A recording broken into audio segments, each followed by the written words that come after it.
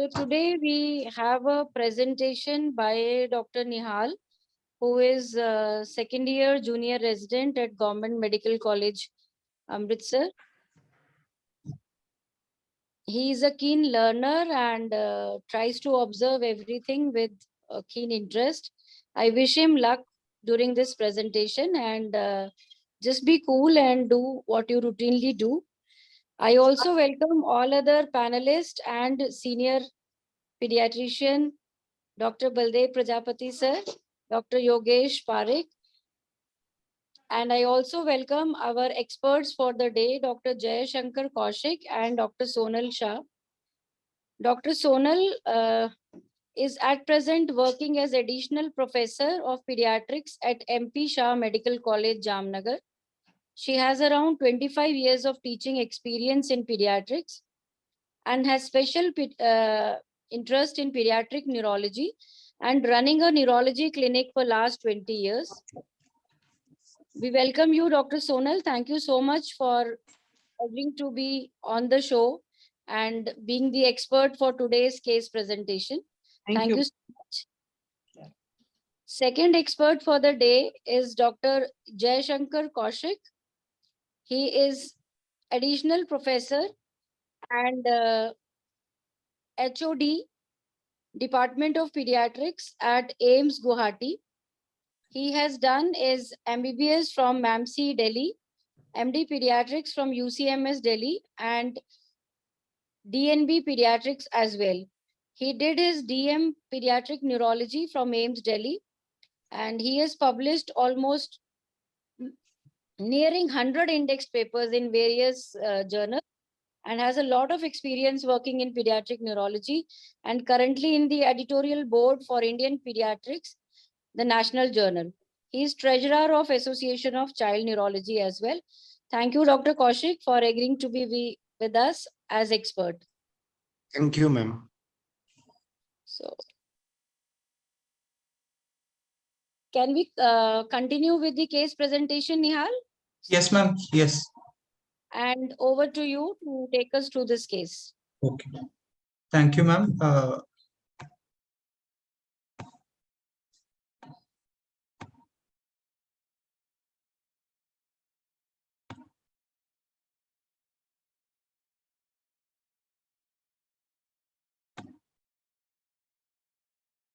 Hope my audio is clear and the screen which I'm sharing is clear to everyone.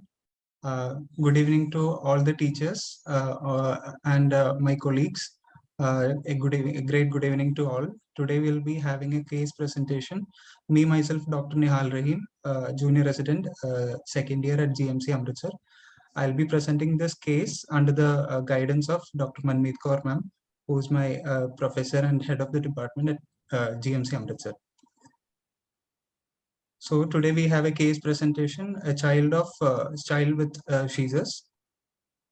To start with, the patient demographic details. The patient is Kajal Kumari, who is 3 years, 8 months old, female child, born on 13th of September 2019, and was admitted at our institute GMC Amritsar on 7th of May 2023. She is the daughter of Ramesh Kumar and Bipan Kumari, and is hailing from a resident of Batala in Punjab. The informant is father and the history is reliable. The child basically came to us, to our pediatric emergency with chief complaints of multiple episodes of abnormal body movements since morning of 7th of May 2023. The history of presenting illness. History of presenting illness dates back to 7 days till when the child was apparently well and presented with abnormal body movements in the form of generalized tonic-clonic seizures involving both the upper and lower limbs. She has been having multiple episodes of abnormal body movements, and these movements were symmetrical in nature, associated with uprolling of eyes, grinding of teeth, and drooling of saliva. Last episode persisted for 20 minutes, and she was actively seizing on arrival at our hospital.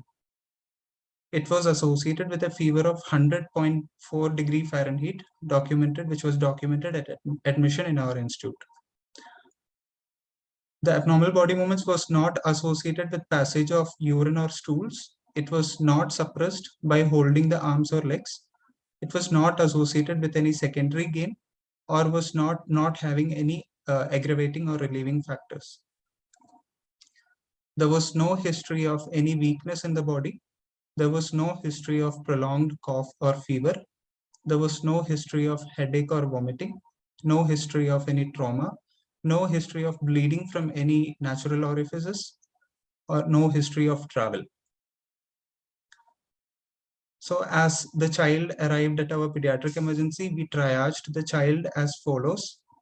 Airway, initially the airway was assessed, which was found to be obstructed as there was secretions which was pulling her mouth. Breathing part had a respiratory rate of 28 per minute with normal air entry. Auscultation had no other abnormal findings. There were no added sounds, and the saturation on room air was 94%.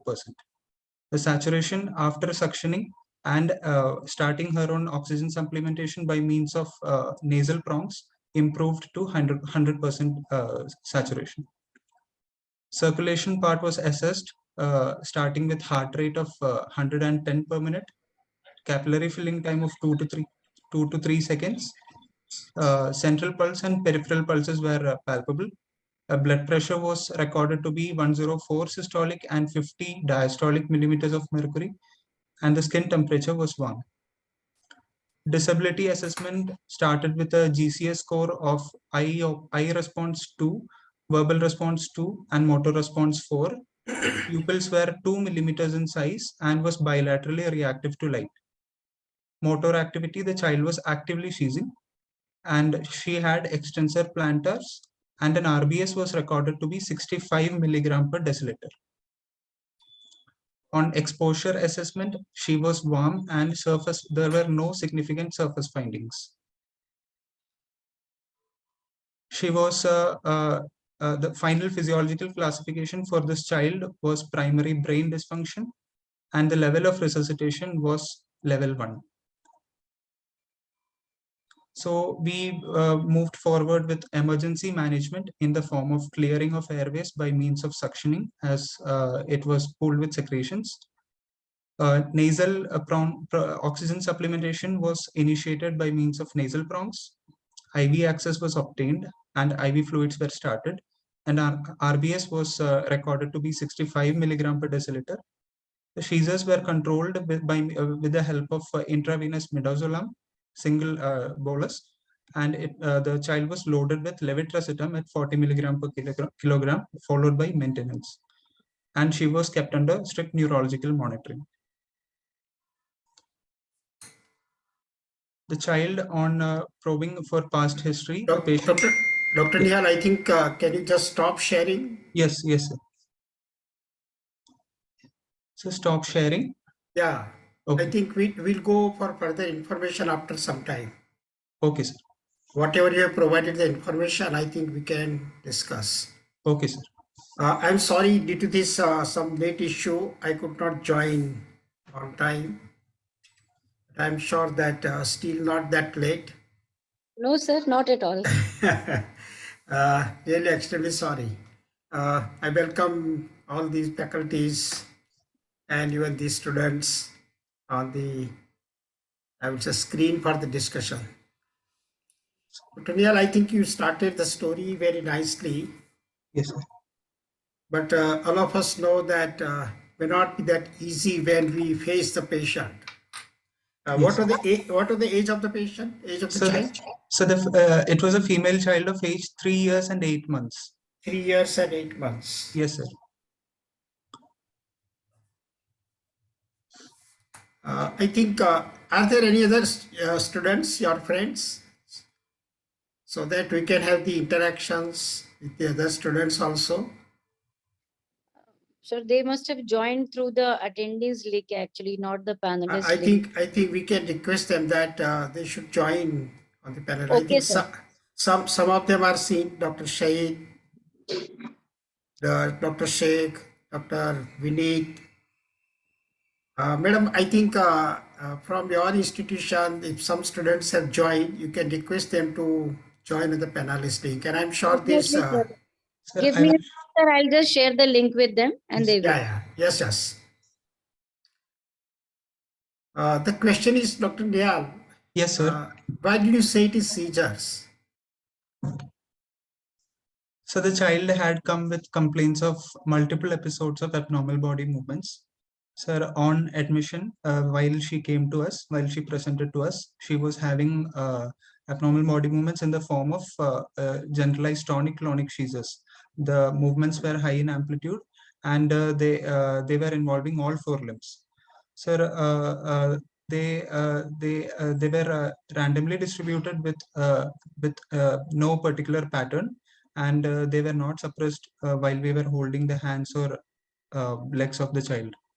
Was it first time? Sir, it was not the first time. The child. Okay, so you provide the information later on. Yes, sir. But this was the story when the child was brought to you. Yes, sir. Yes, sir. Okay. Is it the same as we say convulsion? Yes, sir. Seizures and convulsions? Yes, sir. Or they are different? I think commonly you are right that all of us interchangeably use both the terminologies, seizures and convulsions. Even I will say why not spasms? It is a hypocalcemia. Why I should call it the seizures? So the point is, how will you yes. differentiate all these? First, I think regarding all the terminologies, Yes. whether they are same, interchangeable.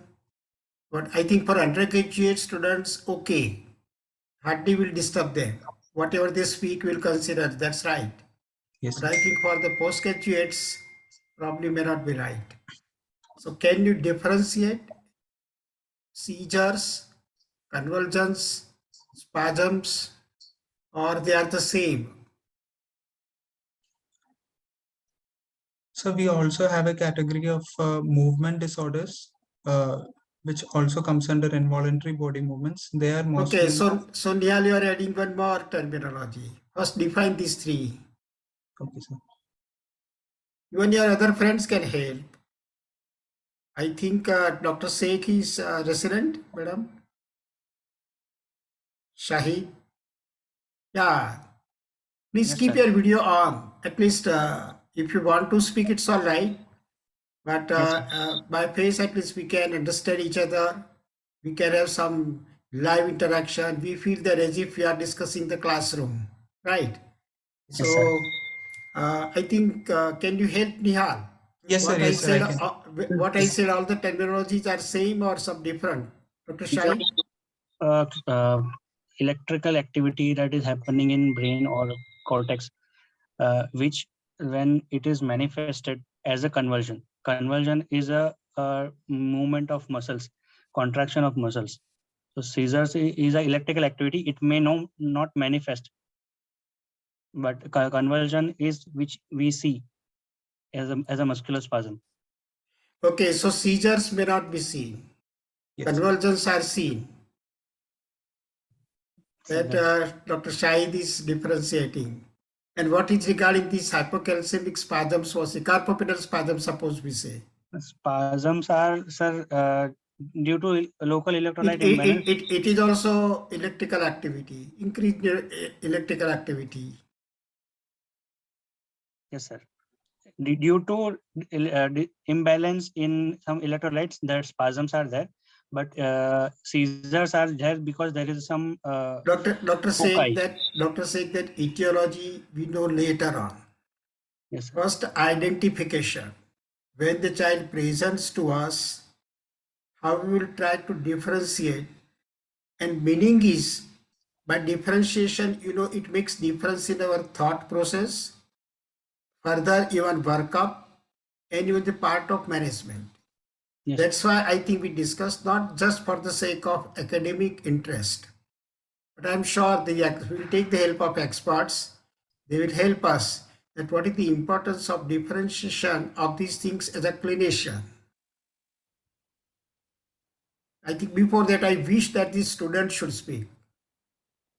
Maximum, I think if you speak, you do the mistakes, whatever you feel, whatever is your understanding, you can express, no problem.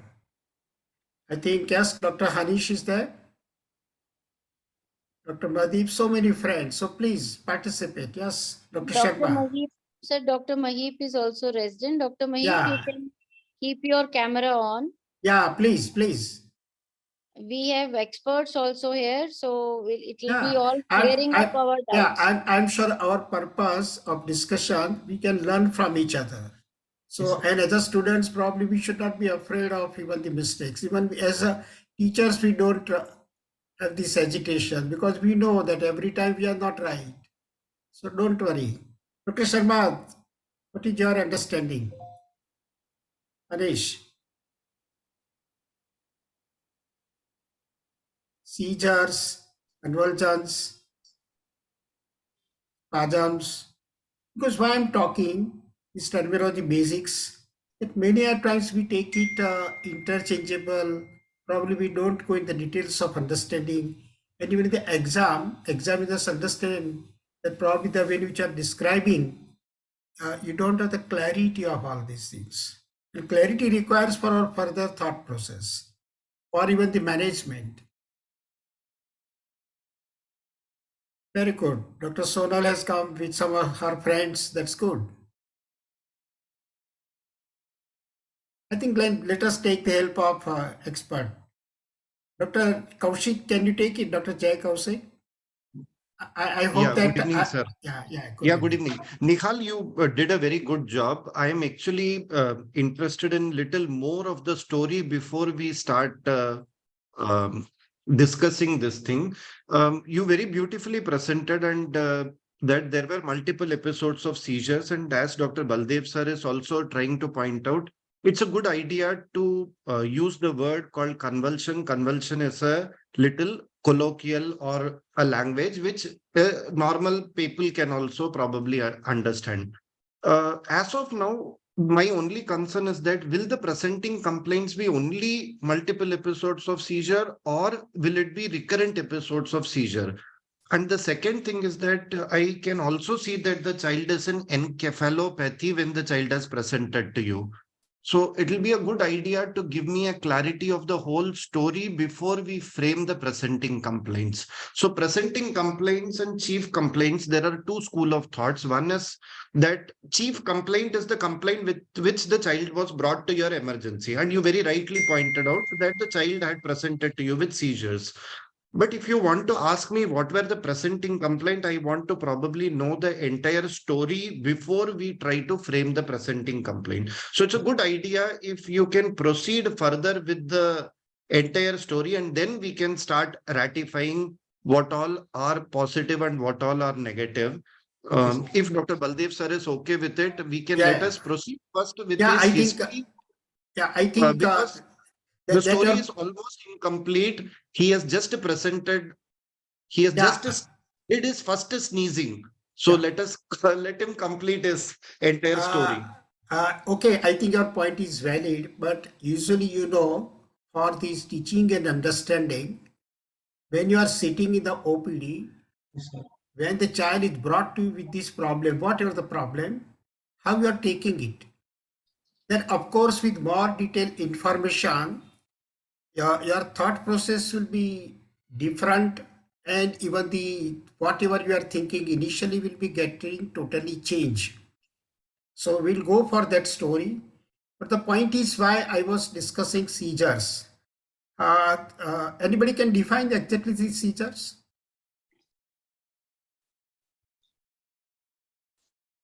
How exactly we define? Dr. Nihal, Yes, Dr. ma'am. Sonal,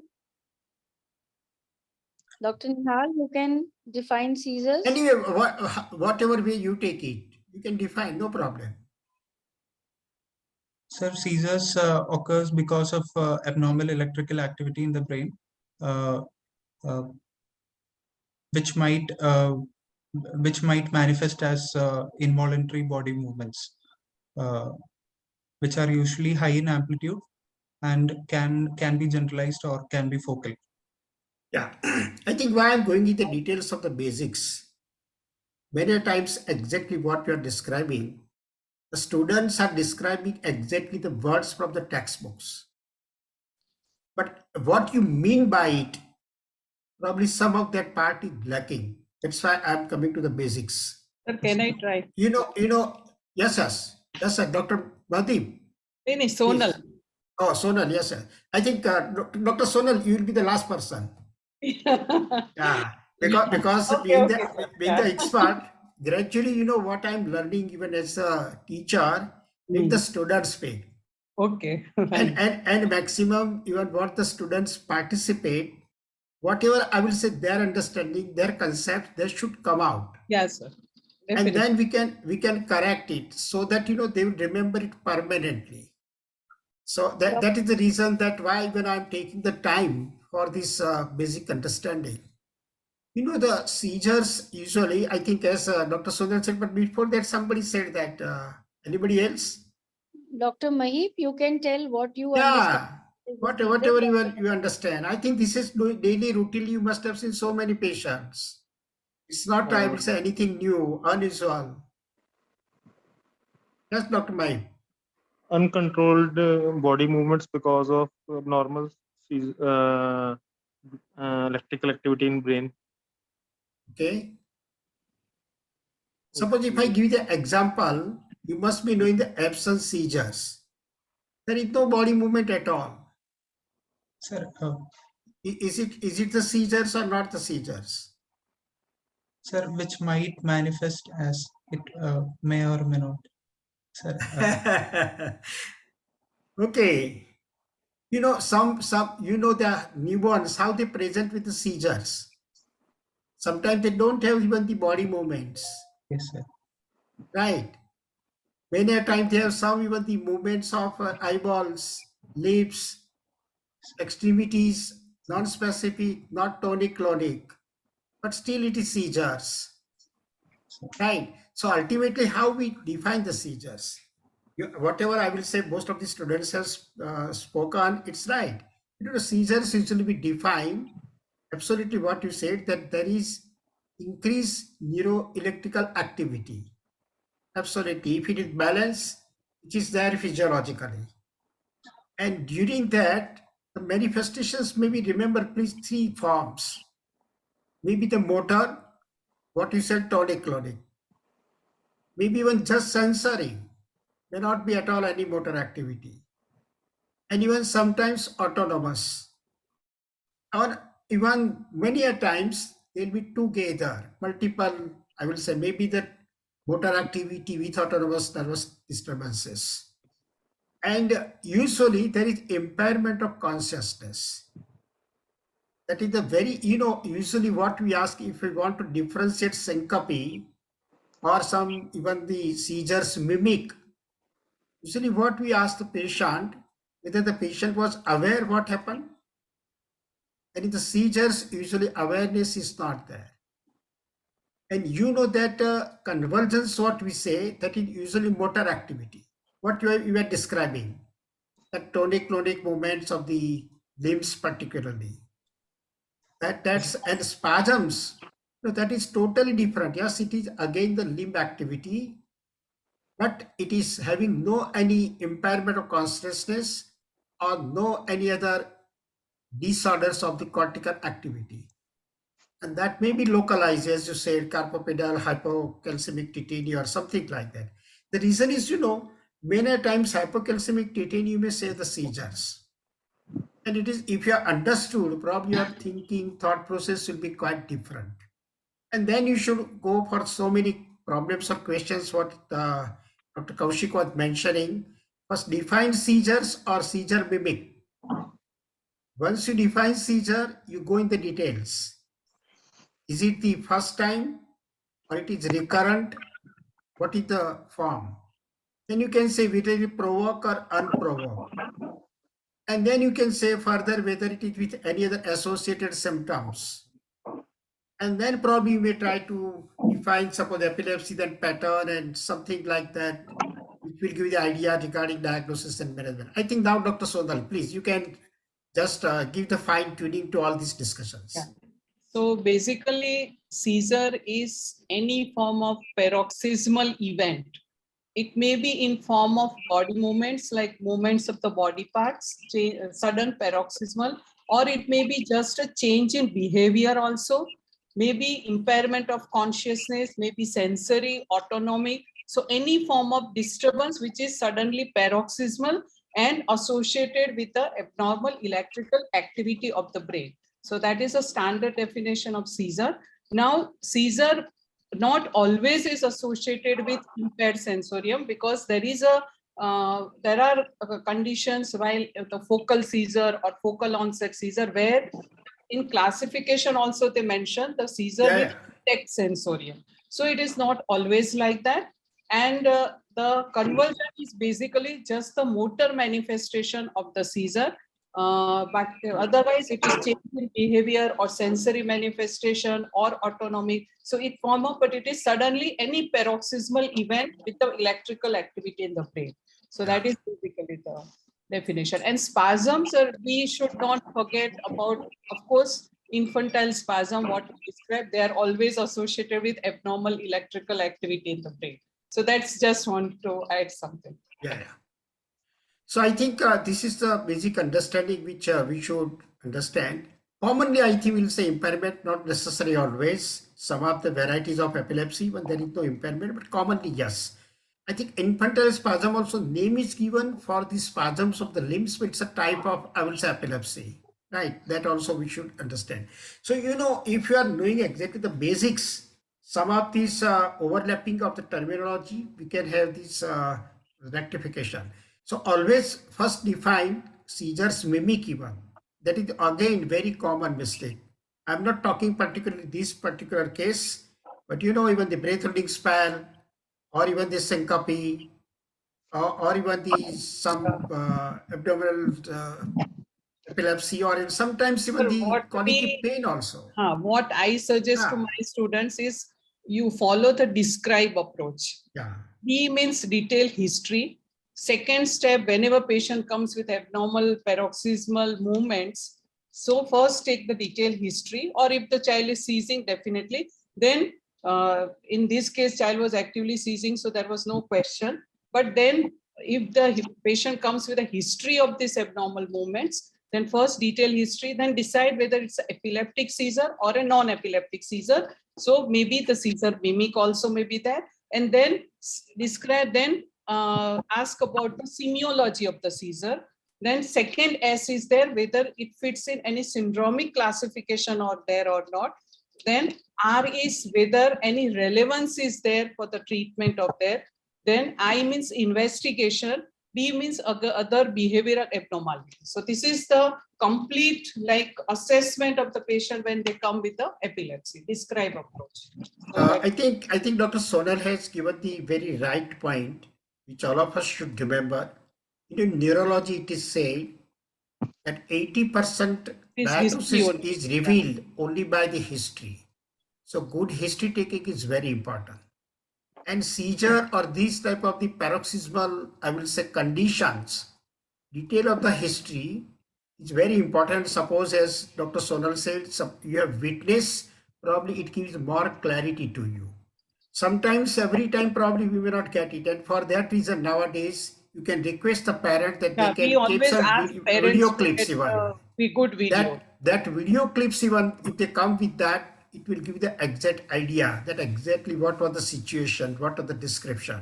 So the point is, I think this is very, very important. Spare maximum time in understanding exactly the event. And then if you go further, probably it will give the very clear idea and even for the further workup. Second aspect which I wanted to discuss regarding the management of the seizures. I think what is the exact protocol at present? Suppose the child is brought to you with the seizures, you decided, you don't know any etiology, but of course it is very important what you say, that we cannot go for the history taking details, as I said, for 45 minutes and then we'll manage the patient. We'll have to manage the patient immediately. Very rightly you said, triage and manage. But what is the exact standard protocol? What they recommend? Older child, I'm talking not of neonate, with the seizures. Okay, sir. And, Dr. Nihal? and why Yes, sir.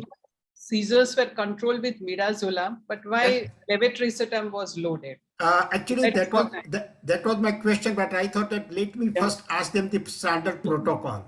And if they speak the protocol, probably they will realize that what is the fallacy or what's the problem. So I wanted the answer from the person himself. Okay, sir. Therefore, can you say that exactly standard, I would say, algorithm of the management for the seizures in older children? Yes, sir. Sir, may I speak? Yes, yes. Okay. Sir, a child coming with convulsions, the first line of drugs which should be used to terminate the seizures would be benzodiazepines. Am I audible? Yes, yes, you are audible. Yes, sir. So we'll use benzodiazepines as the first line of drugs.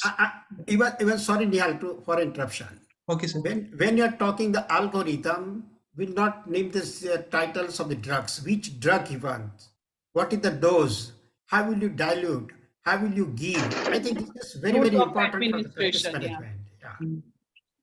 Okay, sir. Sir, a child who's coming to emergency with active seizures, we could use drugs which belong to benzodiazepines, mainly the first drug being we could use lorazepam, IV lorazepam. What is the Or, dose of clonazepam? sir, 20 milligram per kg. Is it? What is the concentration available in 1 ampule?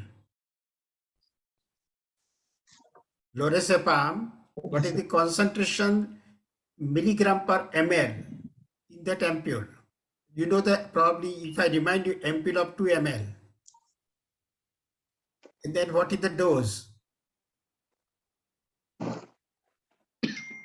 Yes, Mahip, anybody, any other student? You know, if just I remind you, in the exam, the students have come with the preparations of the cerebral palsy or degenerative disorder or hemiplegia or something, whatever it is.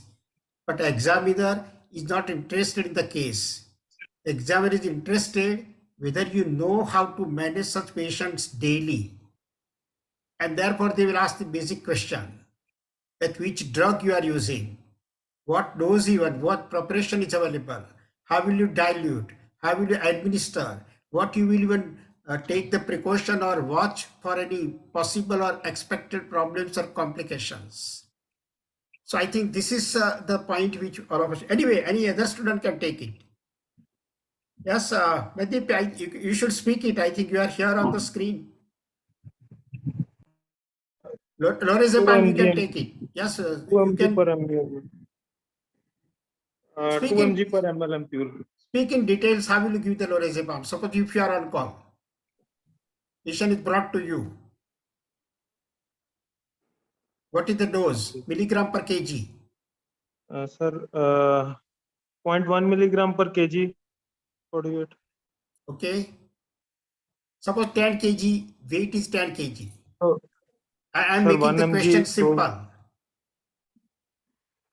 Okay, 1 milligram directly will push because already IV line is there with you.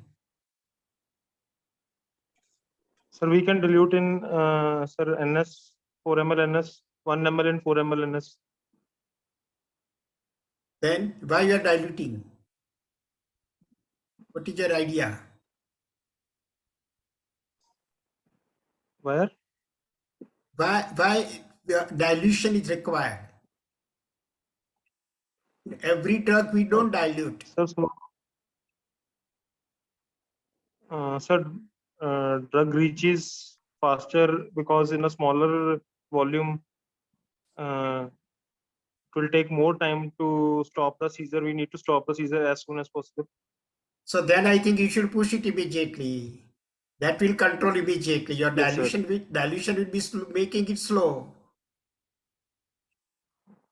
Okay, suppose somebody pushes, what problem can occur to the patient? Suppose by mistake the nursing staff was junior, she was not knowing, and she had pushed immediately this 1 milligram. That is 1 ml. Any problem can occur? The respiratory depression. Yeah. So we are afraid of the respiratory depression, any benzodiazepines, and therefore we give the diluted slowly. Even look at the respiration. right? So that's the thing which we should keep in mind. Anyway, Nihal, further, suppose it is not controlled. Yes, sir. 0.05, I think dose is 0.05 to 0.1 milligram. Yes, sir. Yeah. Suppose still it is not controlled. Child is the seizures. What next I can do? Sir, among the same group, we also have other drugs available, such as Which- diazepam, which one? which can be given IV or rectal, or we can also use midazolam by means of IV route. What is the standard protocol? Give this drug fast, not control, then repeat it. Not control, then go for the next one. Go for the third one. Like that, what is the algorithm? Sir, not controlled on lorazepam. We can go ahead with injection phenytoin. Okay, I'm talking of older child. Whether phenytoin has come in that algorithm so early. Who will take it? Any other student? Please, I think come on this. Don't keep your video off. Just remaining present on the screen will not make difference in learning. Dr. Neeraj Shegal.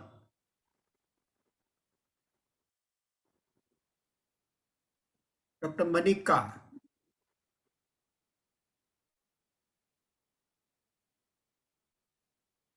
Please, come on. Dr. Ajay Sharma. Pallavi, name is so many, but I wish that please participate. Nothing is new. This is very basic question we have asked.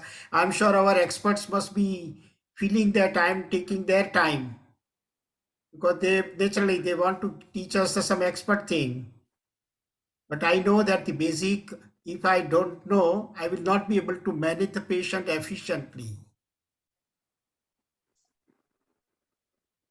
Who will take it? What is the algorithm for? Very simple, I will say very common algorithm I ask. What is the standard protocol? Even you can open your mobile, suppose if you have, I don't mind.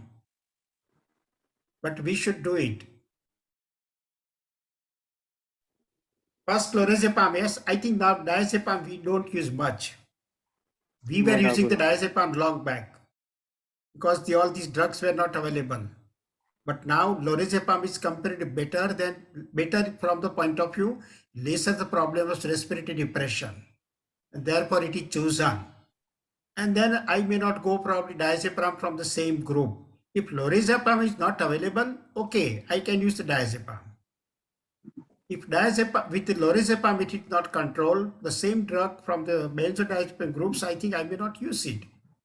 What is the next group? Phenytoin. Phenytoin, sir. Okay, you know, nowadays, even if you deal for the older children, rather than the phenytoin, you have the choice of even and suppose if you know in the past, some patient of intractable epilepsy or something were probably difficult to control, you may not wait for all the drugs. You can go even for the sodium valproate available, even levetiracetam you can use. And later on, even still not control, I think midazolam comes. And even still, if it is not controlled, you may have to go for midazolam deep, and then probably ventilator facility should be available. And then even still not controlled in status epilepticus with all the measures fail, then probably you'll have to go for this ventilator support and even these further antiepileptic drugs you'll have to. I think Dr. Sonal, can you take it, please, for the sake of students? So whenever the patient comes actively seizing, usually what we give is injection midazolam as a first line drug, because nowadays, and the advantage of midazolam is basically it has less respiratory depression and a shorter duration of action. So the post-ictal, that drowsiness phase is another thing is shortened, and it is relatively a safe drug. So, and it is freely available also. So first line of drug is always midazolam. And another, if the convulsion seizures are not stopping, then again the recommendation is that you have to use the second dose of midazolam. And then the seizures, they don't subside, then you load either phenytoin or fosphenytoin or valproate or levetiracetam. Any of the drug you can use, but no Gardinal we don't use in Yeah. children more than 2 months of age. So phenytoin, fosphenytoin, valproate and levetiracetam, that you can use, you can load or again reload, but don't wait for the child to go in status, because any seizure which lasts for more than 5 minutes is likely to go for status epilepticus. So we have to suspect if the child, if the phenytoin dose should be at at 5 minutes. If the seizures are not subsiding, you have to start phenytoin by 5 minutes. You have to clinically suspect the status epilepticus. By definition, it is 30 minutes, but you have to clinically suspect status and start managing accordingly. So, and then if the seizures, they don't subside, then you can use midazolam drip and then thiopental sodium. And in the children less than 3 years of age, you can use even pyridoxine also, 100 milligram IV stat. So these are all the management of the drug which we can use when the seizures are not controlling with the routine drugs. But you have to take care in the children who are having liver disease, where you should not use valproate. There, the first line of drug will be the levetiracetam, because you can use 1 or 2 doses of midazolam, but then the next loading dose will be of valproate. Don't use phenytoin or valproate in the children having the chronic liver disease. Okay, or when a suspected metabolic disorder is there. Yeah. Another one they are coming with is the children in whom we suspect Dravet syndrome. That those who have very frequent febrile seizure with delayed development, where we are suspecting some kind of epileptic encephalopathy in form of Dravet syndrome. When they come with febrile status epilepticus, don't use, because phenytoin is known to aggravate the status epilepticus in those patients. So don't use phenytoin or fosphenytoin in those patients. Instead, use either valproate or levetiracetam as the loading dose when you, after 2 doses of midazolam. But midazolam, in most of the circumstances, it is safe drug with very less respiratory depression. And even you can use midazolam spray also, which is nowadays most of the patients, or if the IV access is freely not available, you can use that also. That is to be 0.2 mg per kg divided in each nostril, you can use that. I think Dr. Sonal made some of the points more clear, that even with the multiple drugs, even you can make the choice different according to the situation, either liver problem or Dravet syndrome or something. But that is also another thing which somebody may ask in the exam, that why you go for the midazolam first and these long-acting drugs later on. On the contrary, they are better. They'll be able to control these even the seizures in a better way. The point is, for immediate action, the short-acting medicine should be preferred. Short-acting and for immediate action. Therefore, you can go for the any benzodiazepam, lorazepam, midazolam, any of these. But now with this midazolam choice has come up. And when then you go for this long-acting, so that at least you don't go for the status epilepticus stage. That can be avoided. So all these small points, just I want to remind that please keep in mind, even how you should go for dilution of phenytoin also, even the phenobarbital also in the newborns. Dilution also very important. Somebody will ask that what is the concentration available of this cardinal injection? 1 ml contains, what is the concentration, Nihal? Sir, 1 milligram contains 1 ml. Sir, 1 ml. 1 ml contains what is the concentration in milligram? Phenobarbital I am talking. Sir, 40. What is the then phenytoin? What is the concentration of phenytoin 1 ml? The 40 is for phenytoin or for this phenobarbital? You know, I think this is for all the students. Just asking these questions, examiner is assessing whether you have worked in the ward properly or not. I'm sure you must have controlled the seizure so many patients. And we wish that the basic pediatrician, then the neurologist and experts. Every person should be first basic pediatrician or basic consultant. And for that reason, I think this is very important to know for every pediatrician. Immediately the patient comes, I cannot look at this concentration and dilution and everything. I should know that 1 ml of the phenobarbital is containing 200 milligram. And therefore I will dilute 1 ml in 9. So comes 10. 10 ml contains this, then 200. So 1 ml 20. Accordingly, I can go for the calculation. I can write down system that immediately give this solution. And it is to be diluted in, I will say distilled water, but the phenytoin should be diluted in which solution? Phenytoin we don't advise for the distilled water. That is in this normal saline. And when you are giving the phenytoin, what complications can develop to the child, which you should be very vigilant or look at the child for this possibility of the complication. Which complications can develop?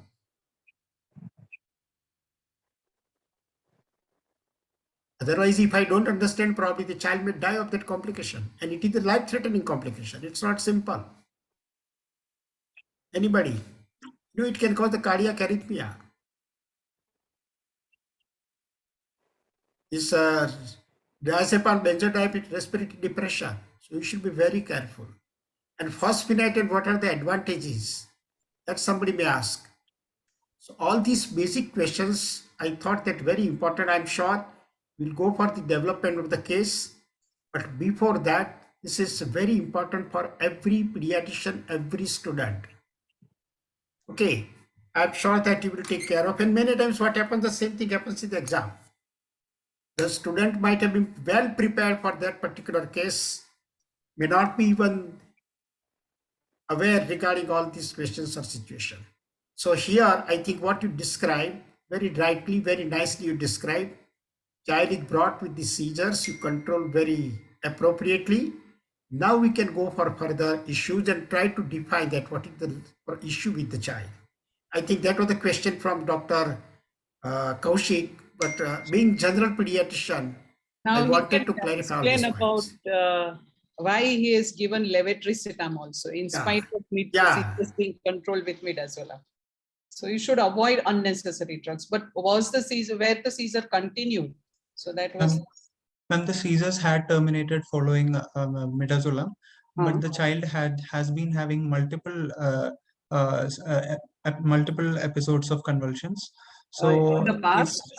Ma'am, over the past 7 days, he has been having multiple episodes of abnormal body movements.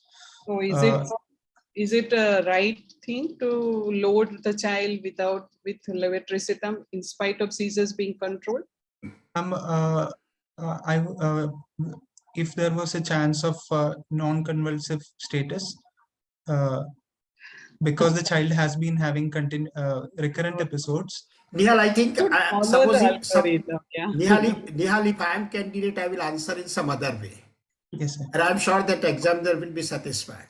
Yes, sir. Suppose if a known patient to me, yes, in the past I have experienced that the patient comes with simple seizures, but later on goes for the status multiple times. In the past I observed, yes, and it was difficult for me to control the seizures in the past.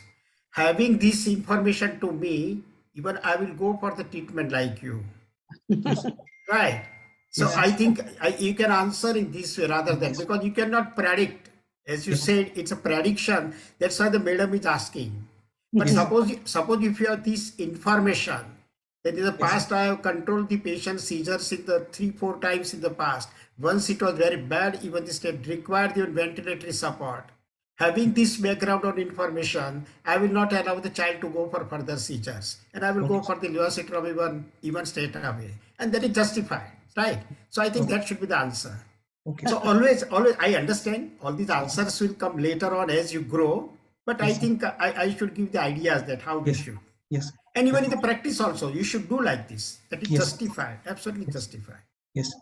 Okay, I think you can go for further information, share your PPT, and we'll try to answer Dr. Kaushik's questions.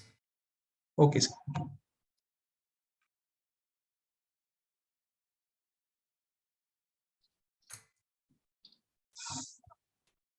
So shall I proceed? Yes, sir, please. Okay. You have done a very good job. So on probing further history, in the past, the patient already had similar episodes of seizures in the past, requiring hospitalization. The first episode of them occurred in 2021 in the month of January, which was generalized tonic-clonic in nature, involving all the four limbs. When she was 16 months old, and she was admitted at a government hospital in Bihar for just. Those who have not. I request everyone to keep on mute, please. So the first episode of the history of convulsions occurred in the January of 2021, which was generalized tonic-clonic in nature, involving all the four limbs. When she was 16 months old, and she was admitted at a government hospital in Bihar for just 1 day and was discharged on the same day. The admission when she was not started on any anti-epileptic drugs.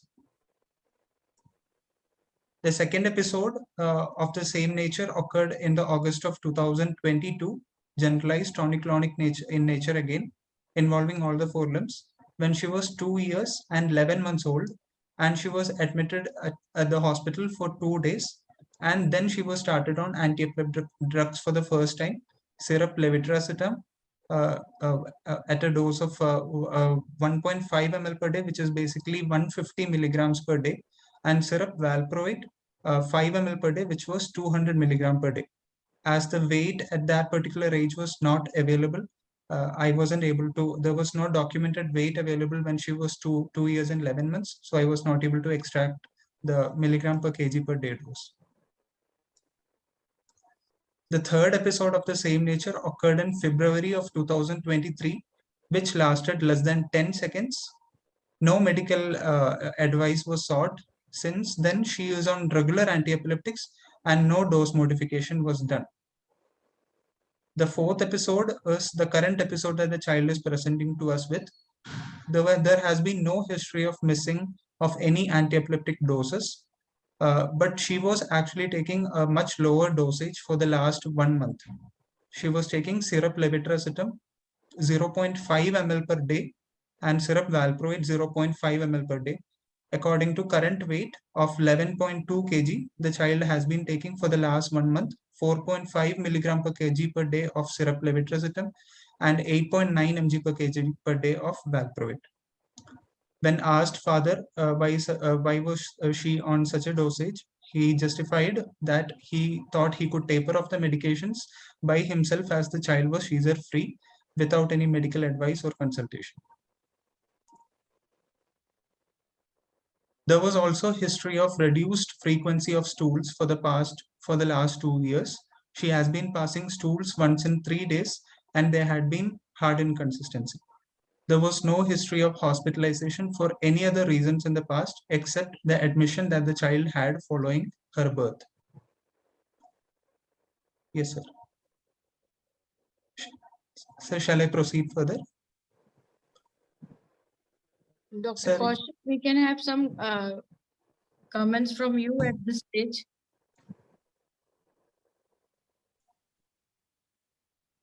Dr. Kaushik?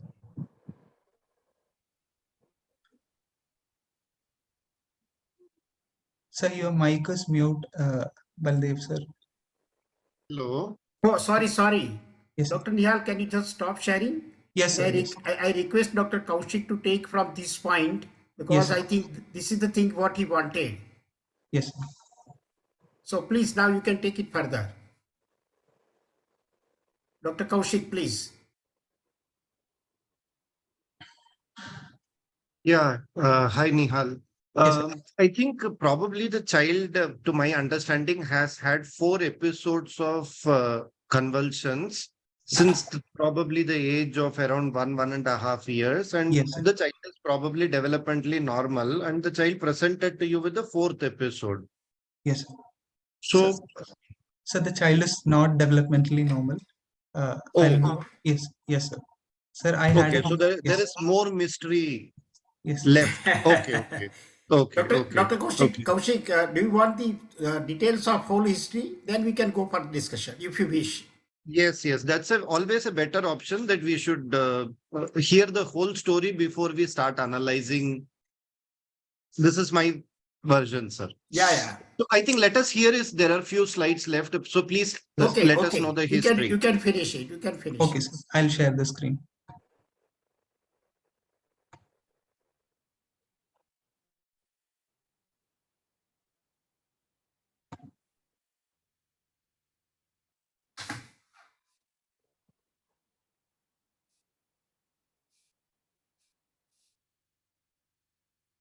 I hope my screen is visible to all. Yes. Okay. Moving on further, the birth and perinatal history revealed that this child has been the first child of the couple who was delivered by normal vaginal delivery at a government hospital in Bihar at a term gestation with a birth weight of 3.5 kg. The child had not cried immediately after birth, and the level of resuscitation was not known because there was no documentation available. The father was just aware that the child did not cry immediately after birth. The child was admitted at the same hospital for 8 days and was treated with oxygen support and IV fluids, intravenous fluids, after which the parents left against medical advice due to some family emergency. The baby was started on breastfeeds on day 9 of life after leaving the hospital. The very next day of the very next day they had left the hospital. The child was never immunized, including the birth vaccination, and there was no BCG scar present. On taking the dietary history by 24 hours recall method, the child was taking 1040 kilocalories against a required of 1350 kilocalories per day, which revealed a deficit of 22.96% of calories. She was taking 19 grams of proteins a day against a required of 20.1 grams of protein a day, with a deficit of 5.47% of proteins per day, proteins per day. Developmental history revealed gross motor. The child had achieved neck holding at an age of 6 months. She started rolling over on the bed at an age of 1 year of age. She started sitting with support at 2 years of age, and she hasn't achieved standing yet, even with support. The child in fine motor domain achieved immature pincer grasp at an age of 3 years. The child uses bisyllables, which basically she had started at 2 years of age. She uses words like papa, mama. And she, on a social domain, looks when called, and she cries when scolded. She laughs along with, and she also waves bye-bye, which she started at 2 years of age. Family history revealed that she also has a younger sibling who is the second second child of the couple, who is a female neonate currently at 21 days of life, born at term gestation by lower cesarean section due to breech presentation, and the baby had cried immediately after birth. Her birth weight was 2.8 kg and is on exclusive breastfeeding and was immunized at birth. No history of hospital admission was present for the baby, and she is currently thriving well. There was no case of seizure disorders in the family, and there was no history of any chronic diseases in the family. So this is the pedigree chart for the family. The left side, the one on the left side in the top shows the maternal side, and on the right side shows the paternal side. Two children for the couple, and the index case has been shaded. Socioeconomic history revealed that the family which consists of 4 members, mother, father, and two female children, resides in a Pakka house which contains 2 rooms and comprising of 1 bedroom and 1 kitchen. Cooking and toilet is inside the house itself. Groundwater is used for drinking. Father works as a petrol pump worker while the mother is a homemaker. They earn a monthly income of 14,500 rupees, and they belong to upper lower class according to modified Kuppuswamy's classification. The brief summary from history of the case is 44-month-old female child, unimmunized, developmentally delayed, known case of seizure disorder on anti-epileptic drugs for the last 2 years, was brought to the pediatric emergency with complaints of abnormal body movements or convulsions in form of generalized tonic-clonic seizures, which persisted for 20 minutes. She has been on inadequate doses of anti-epileptics for the last 1 month. So that would be the end of history. Okay, I think now you can stop sharing, and Yes, sir. Dr. Kaushik, you can now take it further from the history part. I hope that everything what you wanted to know is now clear. Yeah, thank you, Nihal. Yes, sir. Probably you can understand that I can understand that the child has a global developmental delay in all the 4 domains that Yes. you're seeing. And I can also see that the child has had 4 repeated episodes of convulsion. And Yes, I presume they were unprovoked seizures, Yes, sir. correct? Yes, sir. Yes, sir. Okay. So I also want to know that what are the motor disabilities? Does the child have any Sir, currently, when she is apparently well between the seizure episodes, she is usually bedridden, not able to stand with support. She sits So with I support. Yes. so I meant to want to ask you that is it only a case of a global developmental delay, or do you think there is also a motor issue to call it a cerebral palsy? Yes, sir. Yes, sir. She also has got cerebral palsy, spastic cerebral. Okay, so you feel that the child is almost GMFCS 4-5, the child is bedridden? Yes, yes. Okay. So that means probably the child was apparently never well right from the beginning. Okay. Correct? Okay. Yes. So in addition, I want to know that how are the vision, how is the hearing? Sir, she is good with hearing and vision. She Okay. recognizes people who is beside her, and she Okay. also responds to her parents talking to her. So the child does the child also have any deviation of the eyes or Yes, sir. squint? Yes, sir. Okay. She has got left Okay. exit. Does the child also have repeated drooling of saliva? Sir, the father had told that the drooling of saliva happened only during the episode of seizures. Okay, otherwise the child doesn't have any drooling No, as sir. such. No, sir. Okay. So apart from one episode of constipation that you're saying, are there any other, is there a chronic history of constipation? Yes, sir. The history of constipation has been there for the past 2 years. Okay. So does the child also have any feeding difficulty, respiratory problems? Sir, she has been taking feeds comfortably by mouth, and she hadn't got hospitalization for any other reasons. So never had any repeated respiratory tract No, sir. infections No, or sir. anything like that. Yes, sir. Correct? Yes, sir. Okay. Yes. Okay. Yeah. So what is the current functional ability of the child? Sir, on a developmental basis, What is the current functional ability? Yes, in the scales of development, what do you think is the current functional ability? sir, on gross motor, she sits with support. On a fine motor level, she has immature pincer grasp. On a language level, she uses bisyllables. And on social level, she interacts with people who is along with her. She responds So you to feel that the motor is quite delayed as compared to the the cognition. other elements. Yes, sir. So there is a discrepancy between both of them, that the motor delay is little out of proportion Yes. when compared to the Yes. cognition. Cognition is relatively preserved according to you. Yes, sir. Okay. So are you sure that the child does not have any abnormal twisting movements, dystonias? Does the child have increased tone when the child cries? Sir, Not as I such. noticed. Not as such, sir. Okay, no problem. So this is what we want to probably know in a summary, that we want to know overall as to what is the extent to which the child has been affected. So one domain that I'm able to see is that the child has developmental delay, and I know that there is a predominant affection of motor development as compared to the cognition. So Yes. whenever there is a discrepancy between cognition and motor development, then I know that there is a possibility that the child has some extrapyramidal component also.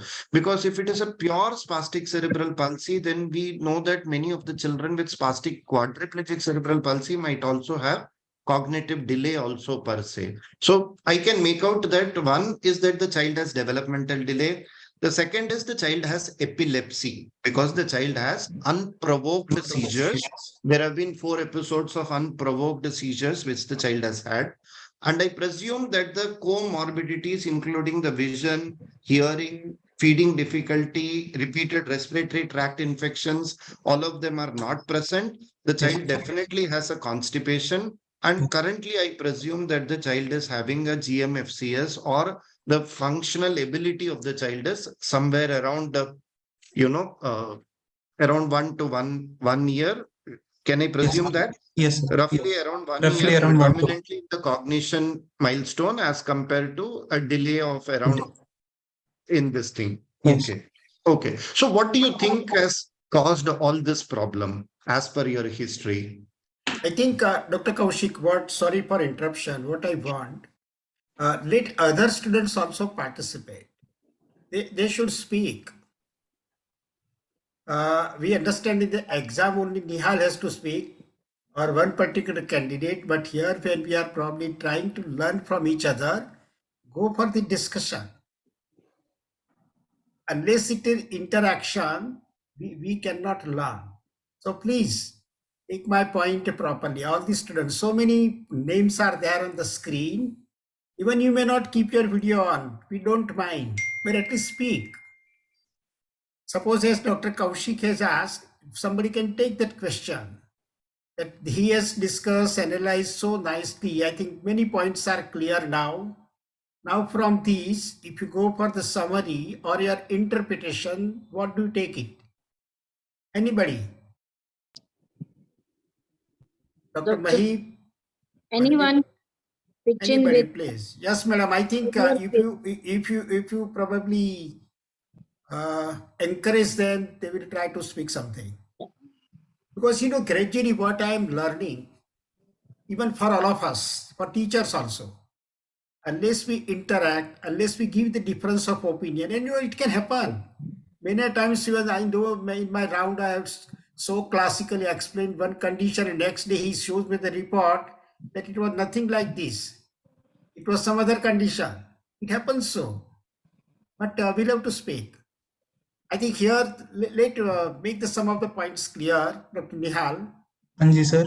As sir said that development is affected, what will be your interpretation? Is it delayed or is it regression?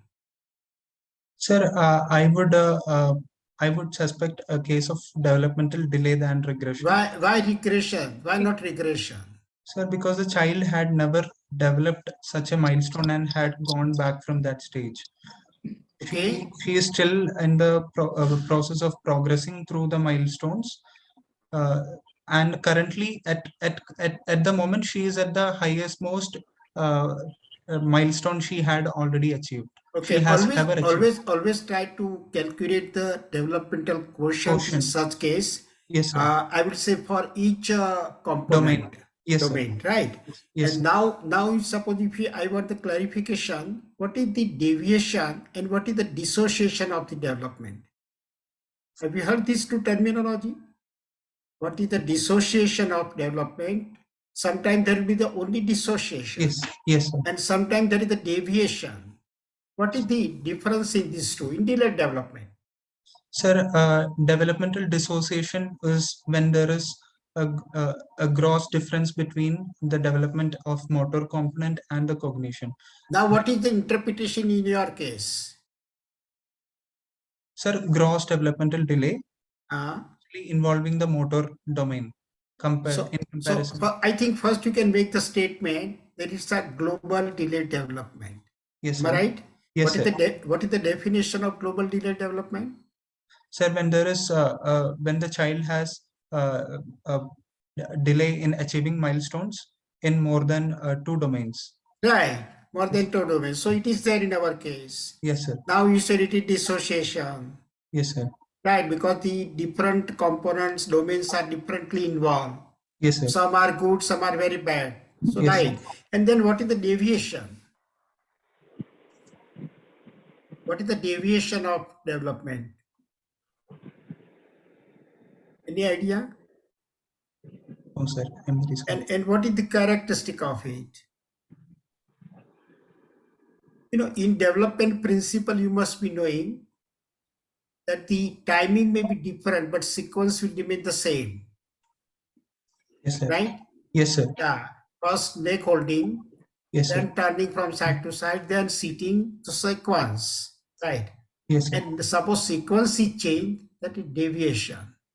Yes, sir. And suppose that deviation, what does it suggest? Suppose any mother says at 3 months that my child is turning, that means it is early development. Is it good or bad? Or my child is able to walk even, keeping the leg straight.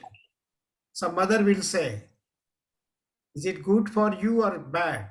What you will, because it is, I will say, early, it's advanced development. So keep in mind, I will say, for all this advanced development, what we say, that is not good sign. Right? It is indicating even one of the signs of cerebral palsy, early predictor. And deviation also, as I say, that something suppose develops early, it is also not good sign. Toe walking, right? Something like that. So I think here in this patient, so many points Dr. Kaushik has mentioned regarding the development, and that we should go in the details. Okay. Handedness also, sir. If Yeah, it is handedness, very- absolutely. Absolutely what Dr. Sonal said, handedness. So many points, I will say, fisting, neonatal reflexes which should disappear if they persist, or even this feeding problem as Dr. Kaushik was taking. All these issues are probably even the, what we say, cortical thumb, right? Even toe walking. All these points you can check it. That may be probably in some early case of CP. I think here it was obvious. Yes, Dr. Sonal. Nihal, they did not have any complaint about developmental issue in the history? Did they had any developmental issues? Ma'am, during the history, before asking the development. Presenting complaint. In the presenting complaint, they except seizures, they did not have any complaints. Ma'am, basically the reason they had come to us was actually seizures. The child was already developmentally delayed. You presented the feeding history, but you should, when you are presenting a case of developmental delay in feeding history, it should be mentioned what kind of feeding, whether child takes liquid food, semi-solid food, mashed food, or solid food. Like a 3 or 8 month old child should be able to chew everything. So Yes, ma'am. that you should include in the history, because this is Okay. Absolutely, absolutely. You know, child may be able to take liquids, but may not be even the mashed food. That is also not right for this age. So the point is, I think, very absolutely right. Everybody has mentioned. Now, anybody will go for the summary. You know, in the CNS case or any case, from the history, we'll have to prepare the background. Yes, sir. Hypothesis. Yes, sir. That what is the likely problem with the child. I want somebody else. If nobody is ready, then ultimately Neha. But if somebody is ready to speak, I think it's good. That what is your interpretation from the history? Don't repeat the same points. I think so many, I will say, points we have discussed in details. But now from the history, what is your interpretation? What is the likely problem for the child? Yes, Dr. Mahip. Dr. Mahip, you can take it, please. I appreciate that at least you are ready to speak. Sir, global developmental delay with seizure disorder. Okay.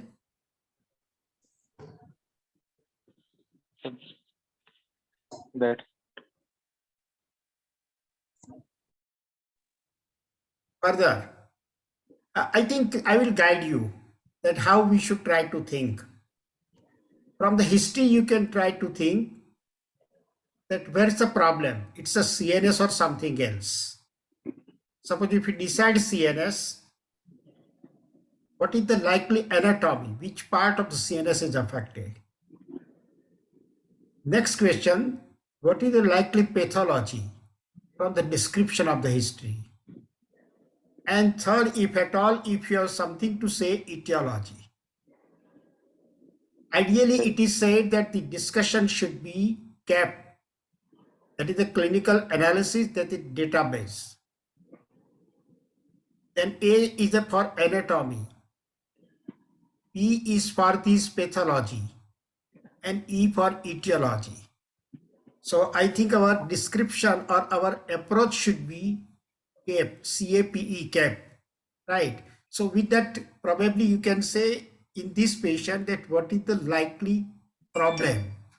You can prepare the hypothesis. Of course, an examination, even it may be getting totally changed. Nothing is wrong. Who will take it?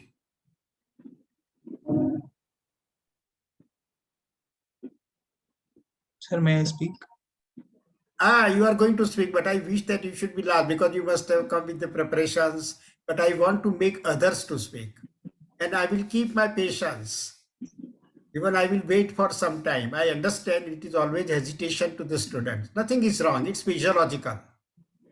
Even to the seniors also sometimes the hesitation is there. So it's not a problem. But as a teacher, it's our job that encourage them, motivate them, give some time.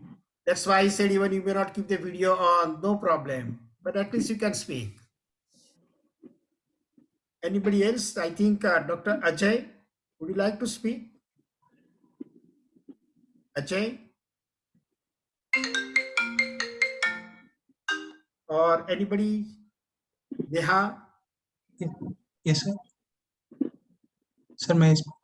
No, Nihal, you are Nihal. Yes, sir. Here some another Neha is there. Okay, I think Mahip has at least given some points. Dr. Sandeep?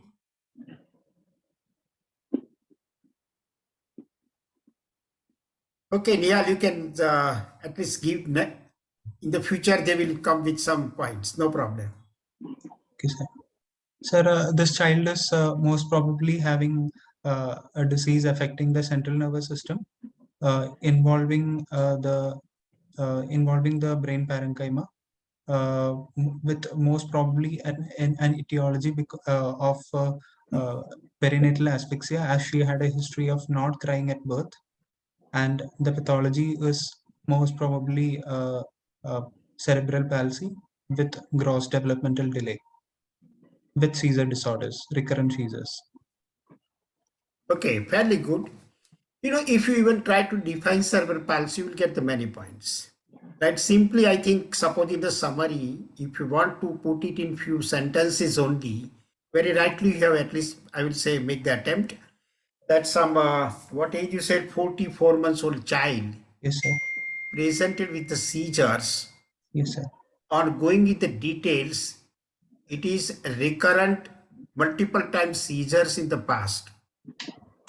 Further digging up the story, we came to know that there is a delayed development and there is a dissociation of development where motor component is more involved compared to the cognition. And even further details I came to know from the history that child is remaining almost bedridden. So very significant motor deficit. And that's why you are preparing the, I will say, background, that motor deficit, with that even the epilepsy, with that even the delayed development, these are the important components of cerebral palsy. And therefore you can say that it is likely the cortical problem in the form of the cerebral palsy. Regarding this etiology, going into the details of the birth history, there was history of delayed or not crying at the time of birth, and NICU admission for very significant time. Later on, actually parents left against the medical advice. That means not properly even treatment taken or managed. And therefore it is likely that its insult should be at the time of birth in the form of the hypoxic ischemic encephalopathy.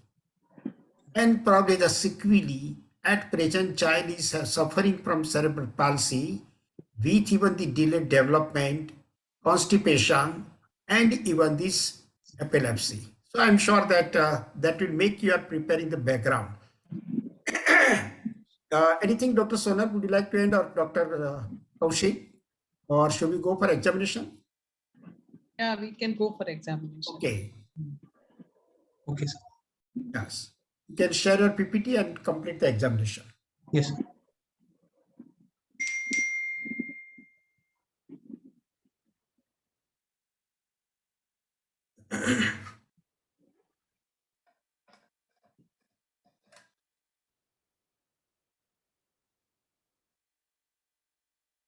I hope my screen is visible to all. Yes, yes. So we are we are going forward with the examination, and a detailed examination was done on day 2 of admission.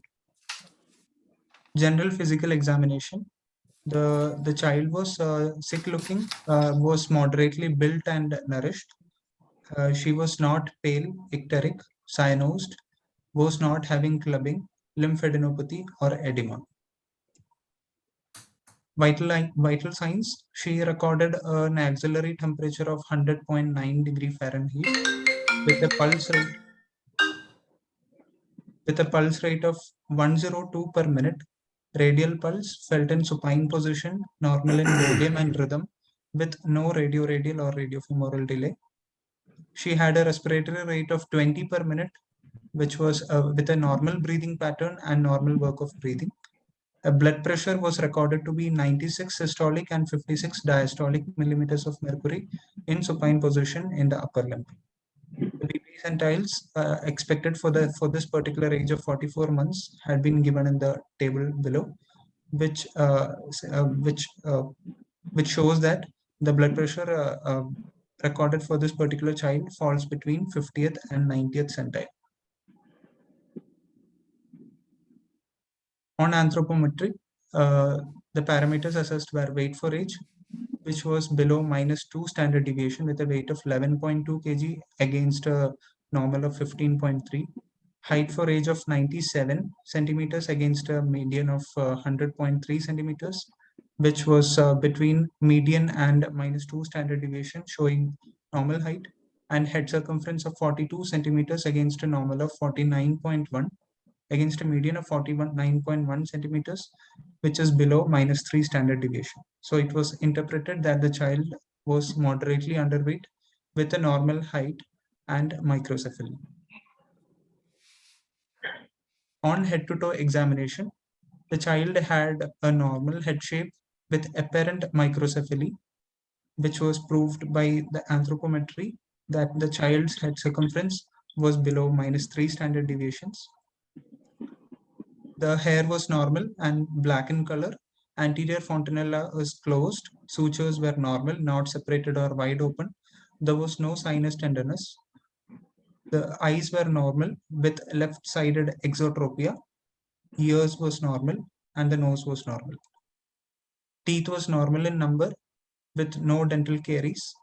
Tongue was normal in appearance and size. Normal papillae was seen. There was no gross dysmorphic facial features. Moving on to neck. Neck appears normal with no torticollis.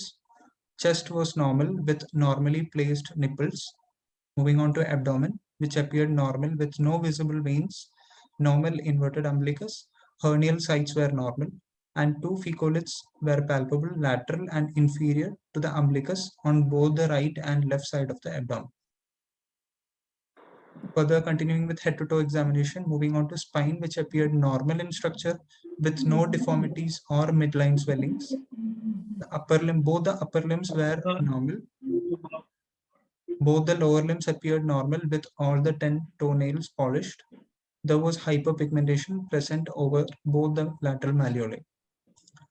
Genitalia was normal for a female child. Anal patency was present, and the skin grossly appeared normal with no evidence of any neurocutaneous markers. Moving ahead with systemic examination, to start with the central nervous system. Initially, to start with, Glasgow Coma Scale was assessed. When on day 2 of admission, she had an eye-opening response which was spontaneous, giving a score of 4 out of 4, a verbal response of 4 by 5 where she was confused, and a motor response of score 5 by 6 which was localizing to pain stimulus, and was given a total score of 13 out of 15. A mental status examination revealed that the child, the orientation of the child to time, place, and person could not be elicited. Also, registration, attention, and calculation. The child was looking while talked to and was interested in the surroundings. Recall and memory could not be elicited again. And a language assessment showed that when I was pointing to the father, she was using the word papa. On cranial nerve examination, to start with, olfactory nerve, which is the first cranial nerve, was normal on both the sides. Cranial nerve 2, optic nerve, where visual acuity, she was able to fix a small object, which showed that the near vision was fine. Visual field was normal. Pupillary reaction was bilaterally normal, both direct and consensual reflex, and a color vision could not be elicited. Oculomotor nerve, which is the third cranial nerve, on assessment showed left eye was appearing downward and outward in the primary gaze. Adduction and elevation on abduction was absent in the left eye.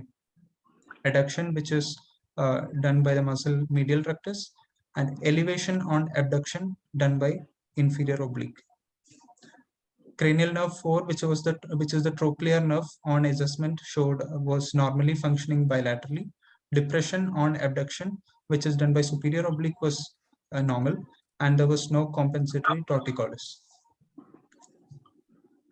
Cranial nerve 6, which is abducen nerve, was functioning normally on both the sides. Abduction, which was showed by abduction present on both sides, again mediated by lateral rectus muscle. Cranial nerve 5th, which is the trigeminal nerve, the motor part on assessment showed the muscles of mastication was normal. Jaw reflex could not be elicited.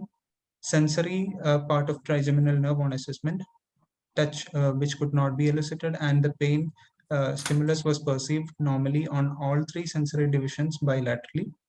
Glabular reflex was present bilaterally, and also was the corneal reflex. Facial nerve on examination, the motor part showed that there was facial symmetry. Nasolabial folds were present on both the sides, with what was also the wide palpebral fissures. There was no deviation of angle of mouth. She was closing eyes tightly while trying to open them against resistance. Whistling could not be elicited. Neither was blowing of cheeks. On sensory part of facial nerve examination, which could not be well elicited, the father tells that the child has food preference based on taste. Cranial nerve 8, which is the vestibulocochlear nerve, on examination of the cochlear part of vestibulocochlear nerve, wherein the hearing test could not be elicited, but she was closing both the eyes on clapping hands close. Vestibular nerve, vestibular part of vestibulocochlear could not be elicited. There was no nystagmus on either of the sides, and she had a posture which was slightly flexed on right side, lying down supine. Glossopharyngeal nerve and vagus nerve on assessment, there was no dysphagia or choking. She was taking oral feeds comfortably on day 2 of admission. There was no nasal regurgitation during swallowing. There was no hoarseness of voice or bovine cough. Uvula was midline, palatal reflex was present, and gag reflex was also present. Spinal accessory nerve, when she was called from one of the sides, the sternocleidomastoid muscle on the other side was assessed for tone, which was normal. Hypoglossal nerve, which is the 12th cranial nerve, on assessment showed the tongue is central with no deviation. There was no tongue wasting or tongue fasciculations. To go forward with the motor system, to start with muscle bulk, the muscle bulk was normal in all 4 limbs. There was no apparent atrophy or hypertrophy. There was no involuntary movements. On tone assessment, the child had raised tone in both the right upper and lower limbs, while there was normal tone in left upper and lower limb. Spasticity was present in both right upper and right lower limb. The resistance to passive extension was more in the initial moment of extension, in the initial phase of extension, which was later easy to extend, showing spasticity. On power assessment, the child had a power of 1/5 in the right upper limb, 2/5 in the right lower limb, 4/5 in the left upper limb, 4/5 in the left lower limb, and she had a good hand grip of the left hand. Shoulder girdle muscles, pelvic girdle muscles, and trunk muscle power could not be elicited. On assessment of reflexes, to start with deep tendon reflexes, in the upper limb, biceps, triceps, and supinator were assessed, wherein on the left side was 2+, which was normal response. Biceps was with a 3+, which was brisk. Triceps was 3+, again brisk, and supinator was normal response 2+. Knee jerk was slightly exaggerated, which was 4+, and ankle was 3+, which was again brisk. Superficial reflexes on assessment. The child had an extensor plantar reflex response on the right side, while on the left side was a flexor response. Abdominal reflex was absent, and anocutaneous reflex was present on eliciting. Assessing the cerebellum and coordination part, the child could not be elicited for finger nose test or dysdiacokinesia. There was no dysmetria, no intentional tremors. Heel shin test could not be elicited, nor was the toe finger test, and also the gait could not be assessed. On examination, the sensory system, joint position and vibration could not be assessed, as the child was having trouble understanding what was she supposed to do. Deep pain was normal over all the 4 limbs. Superficial sensation, including temperature and touch, and superficial pain could not be assessed. Cortical sensations such as astereognosis, agraphesthesia, 2-point discrimination, and tactile localization were also not possible to assess. Other system examination was grossly normal. CBS with a normal S1 and S2 heard over all 4 areas with no murmurs. Respiratory system assessment revealed bilateral air entry with normal vesicular breath sounds with no added sounds. Abdomen was soft, non-tender, non-distended with normal bowel sounds.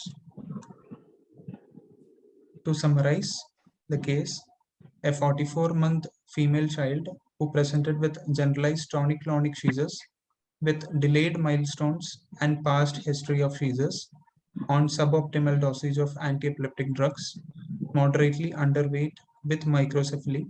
On examination, had features suggestive of left oculomotor nerve palsy with increased tone of both right upper limb and lower limb, with decreased power on right upper limb and lower limb in comparison to left upper limb and lower limb. Brisk knee and ankle jerk on the right side with an extensor plantar on the right side. Power was found to be decreased on both the sides, on right as well as left, but the power was more reduced on the right side than the left. So should I move further? That was Okay, the end. okay. I think your examination is over. You can stop sharing. Yes. Yes, Dr. Kaushik, can you take it for the analysis, particularly the examination, what he has described? Yeah, thank you, sir. Very nicely presented, Nihal. There are few of my suggestions which you can consider.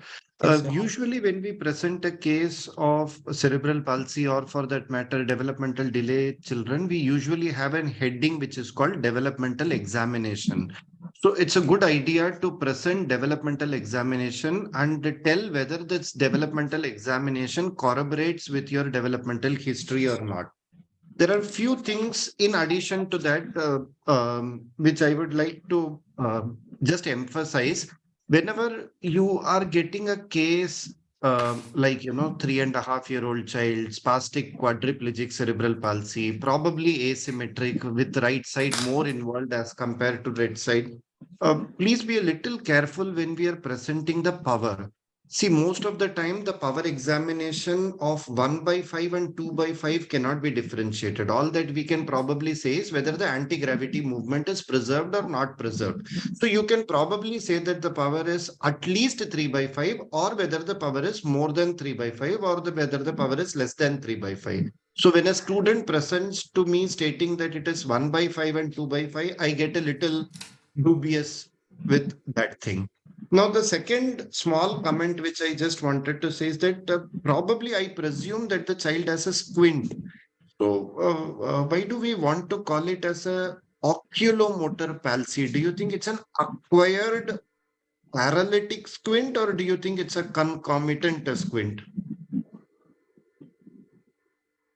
Sir, as the eyeballs were directed both downward and outward, I was suspecting.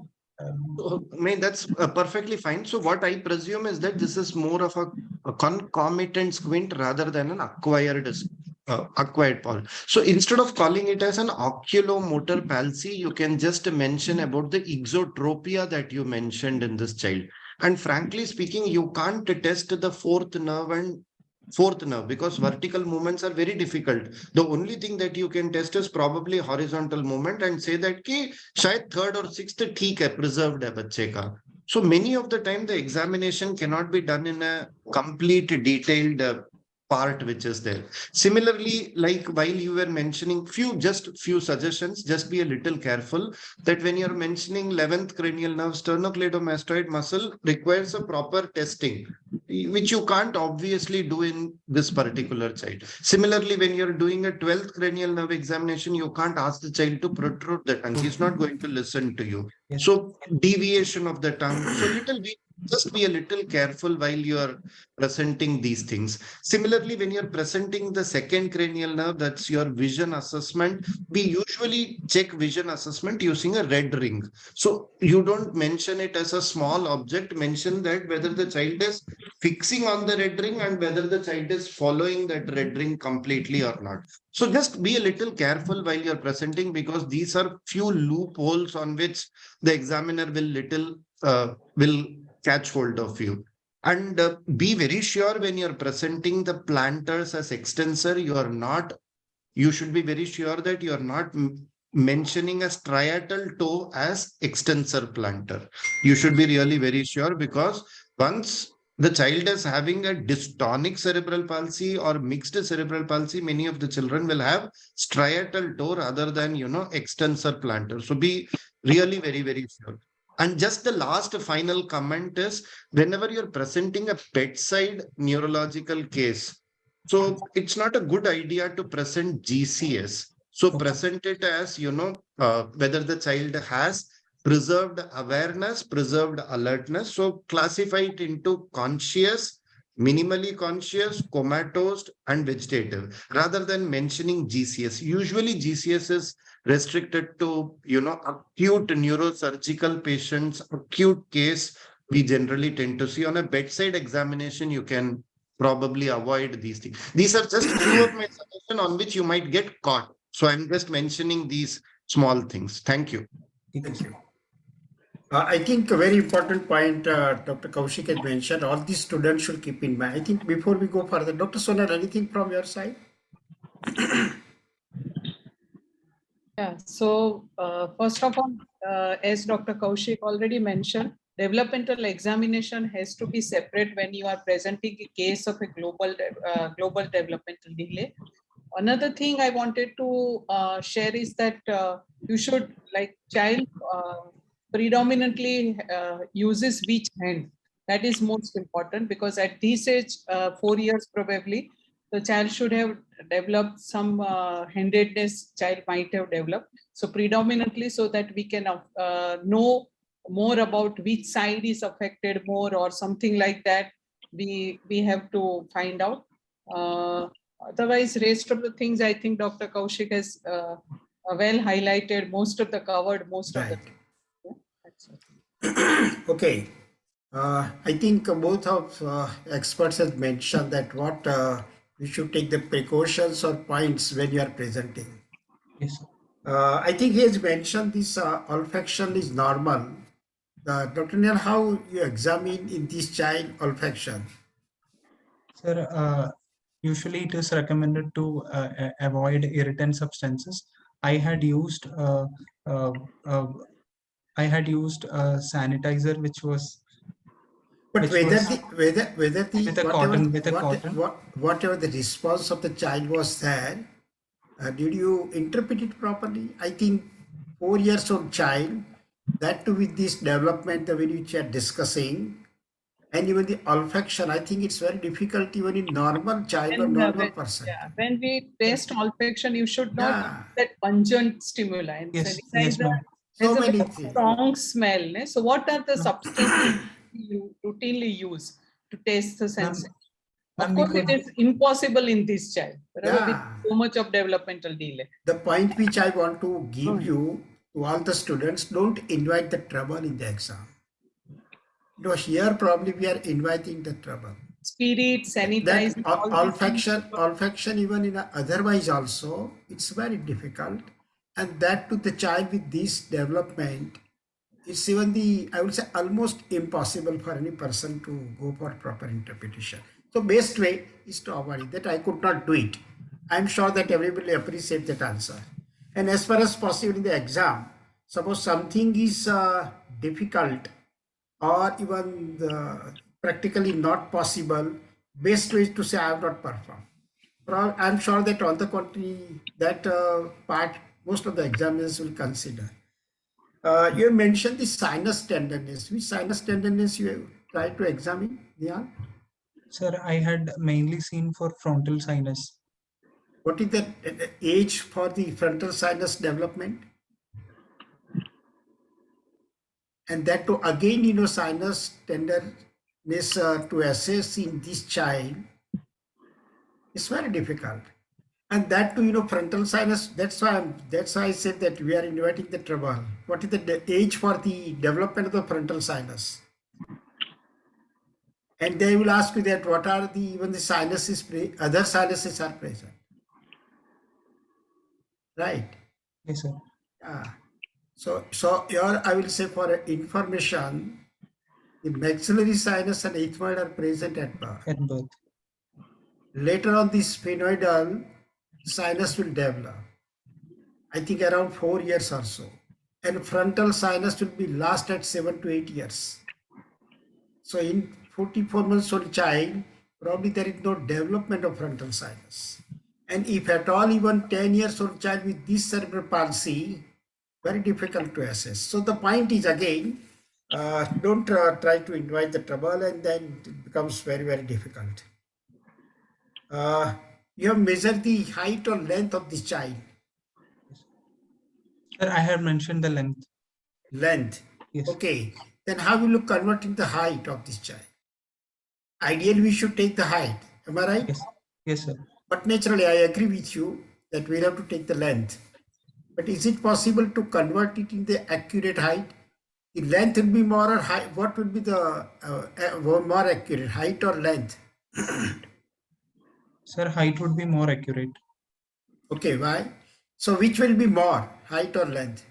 Same person. Suppose normal same person, if you take the height and length. Sir, length would be more. Okay, so how will you correct it? Is there any formula to correct it? Suppose if you have taken the length, then how do you? Here I hope that there is no deformity. I'm not sure whether have you taken some pictures of the patient? Because when online we are not able to see the patient, Yes, sir. best way is to take some pictures. So Sir, that regarding tone or deformities or something which you want to show, you can show. Anyway, yes. so that you should take into consideration. Sir, I gave an attempt to get the consent, but the father was not very comfortable. Then don't do. Then don't. I agree that we can't do against the desire of the parents, and even otherwise, if you take, then also we'll have to take the permission of the parents. If they say, if they are reluctant, we cannot take it. It's a good thing, on the contrary, which you have tried. Anyway, having these findings, can you just summarize the CNS and try to answer what is the anatomy? Sir, I'll summarize right from the history as well. The No, whole I case. think, no, we will not go for the repetition. Okay. Sir, on Suppose precisely to save the time, because I know that I will have to look at this time also. We have a few minutes, but I'm sure that we utilize in a best way. So Okay, you sir. can try to define, I will say, where is the anatomy? Which part of the CNS is affected? So the brain is affected in the CNS. Brain also which part? Okay, sir. It is. Sir, it is mainly the cerebrum which is affected, because the other parts like cerebrum. Sir, mainly it would not be Just if I remind you or Yes, to sir. guide you, CNS will have to see that one particular component or multiple sites can also be there. And Yes. that you can find out, is it cortical lesion? Is it subcortical? Is it somewhere internal capsule? It is the brainstem, then the midbrain, pons, medulla, or even peripheral nervous system. So Yes, sir. from your findings and history, you can Yes, try sir. to localize Yes, sir. that which parts of the CNS are involved. So the cerebrum has been affected, mainly the subcortical area. The cortex was not very involved because the child did not have altered sensorium or similar features. How do One you point. explain seizures? Yes, exactly. What Dr. The same point. If So you do you say think the it's right seizures, side involved or it's left side more involved? Sir, it is involving both the sides. So, but you observed asymmetry in the examination. Yes, sir, mainly in the power. Yeah, so you actually probably felt that there was an asymmetric involvement. So probably you presume that the left side, you Yes, had sir. a right-sided hemiparesis, right? So you're probably having a gray matter involvement, but since you're also saying spasticity, so that means corticospinal tracts are also getting involved. Yes. And it is the left side which is involved more as compared to the right side, Right. because even the left part of the body is also affected. So what sir is trying to ask you is, when examiner is asking you on anatomy, he wants to know whether it is right side, left side, whether it is gray matter, white matter. What do you think? Do you think basal ganglia is involved? Sir, not the basal ganglia, sir. There has Okay, been. so you have to be really very sure that there are no movement disorders, there are no dystonias, and it is not mixed cerebral palsy, and it is a pure spastic cerebral palsy. So if you are very sure that yes, probably the child does not have any extrapyramidal involvement, then you can very safely say basal ganglia not getting involved. Correct? So, Yes, sir. okay. So now further, I think you can take it. It's a cortical you can take. It's a bilateral. But as Dr. Kaushik mentioned, when you are in our findings, you are mentioning asymmetricity. That means disproportionately both the cortical hemispheres are affected. It's not the symmetrical involvement, right? Yes, sir. And then you can go further. I think you are taking the cranial nervous involvement, third or fourth. Sir, mostly might have been a case of concomitant squint than cranial Okay, nerve so cells. you decide that there is no involvement of cranial nerves. Am I right? Yes. Yes. That is your interpretation. Yes. Okay. Then the further, whether is there any corticospinal tracts is affected? Yes, sir. It has been affected because there was motor involvement. And as Dr. Kaushik pointed out, that there is some even the involvement of the motor system, probably hemiparesis or something. Then where it is the likely lesion, and what is the likely even pathology? That also you can define. Sir, I'm mostly suspecting an upper motor neuron lesion, mostly involving the corticospinal tracts of But both. where corticospinal tract, where? Because Sir, it can be from cortex to internal capsule to midbrain to even toward down. Sir, as it is a case of dense. Suppose if you say, if you are telling your interpretation is hemiparesis, what is the common site for the involvement? Sir, if it's a dense hemiparesis, then mostly the internal capsule is involved. Then what is the likely pathology?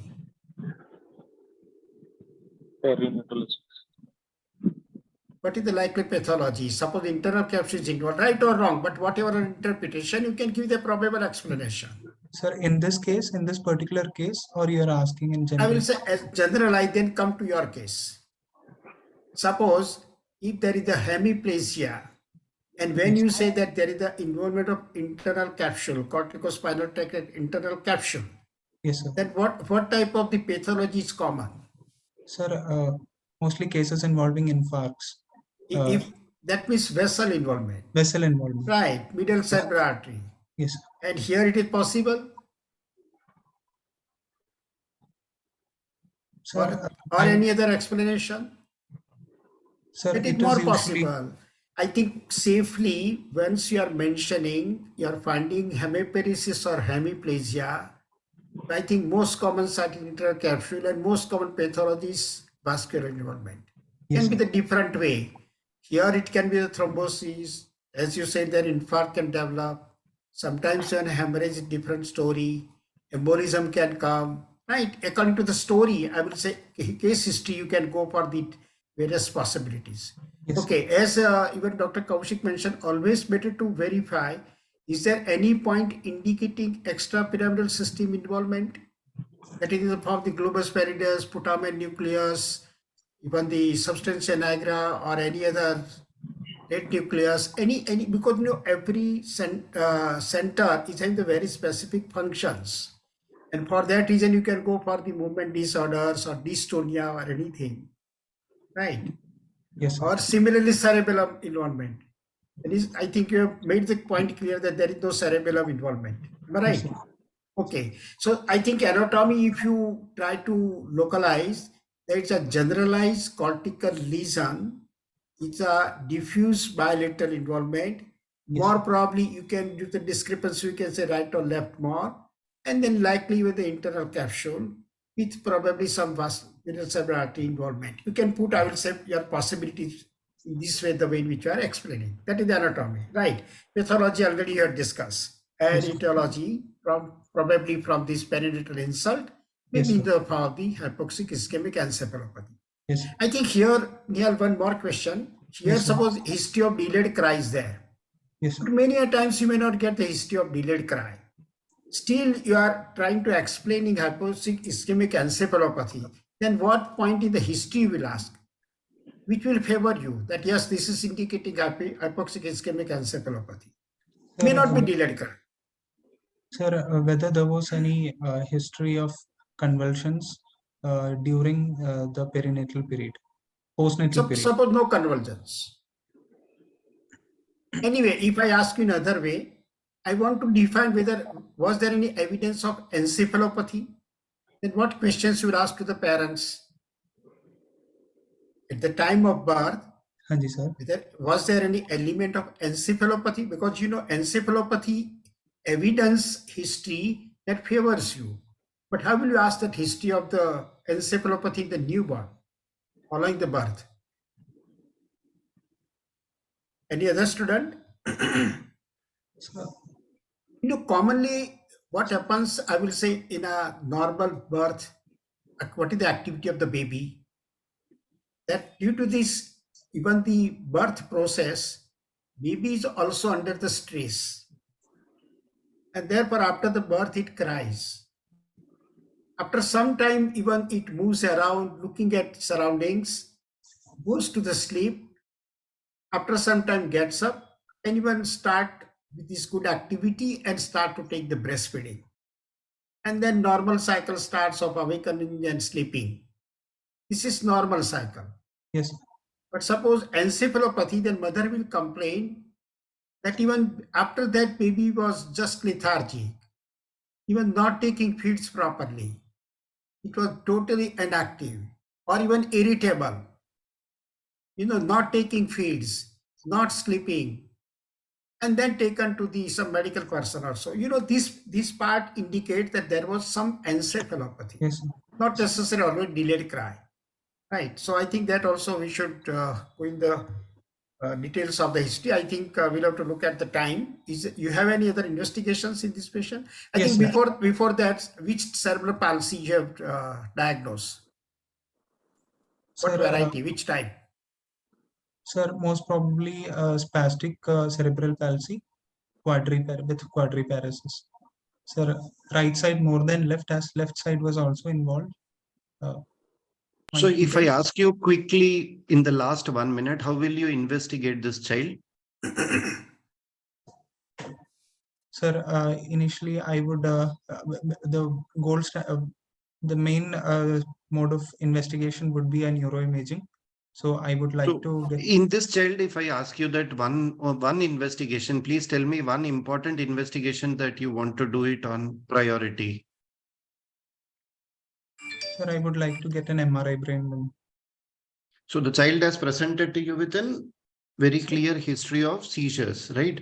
So here you're always interested. Dr. Sonal also very clearly pointed out that you want to be really very sure that you're not dealing with an epileptic encephalopathy. So here EEG becomes a top priority because neuroimaging is going to just give you prognostic reasons because you already know that there was an insult which was there and the child has very clear. So apart from the prognostic point, neuroimaging might not give you too much of idea, but our management plan will completely change within EEG. And many of the time, just be little careful. Many of the time, the child present to you with, bronchopneumonia. So when an examiner is asking you what investigation you will do, it will be chest X-ray, not MRI, not EEG, right?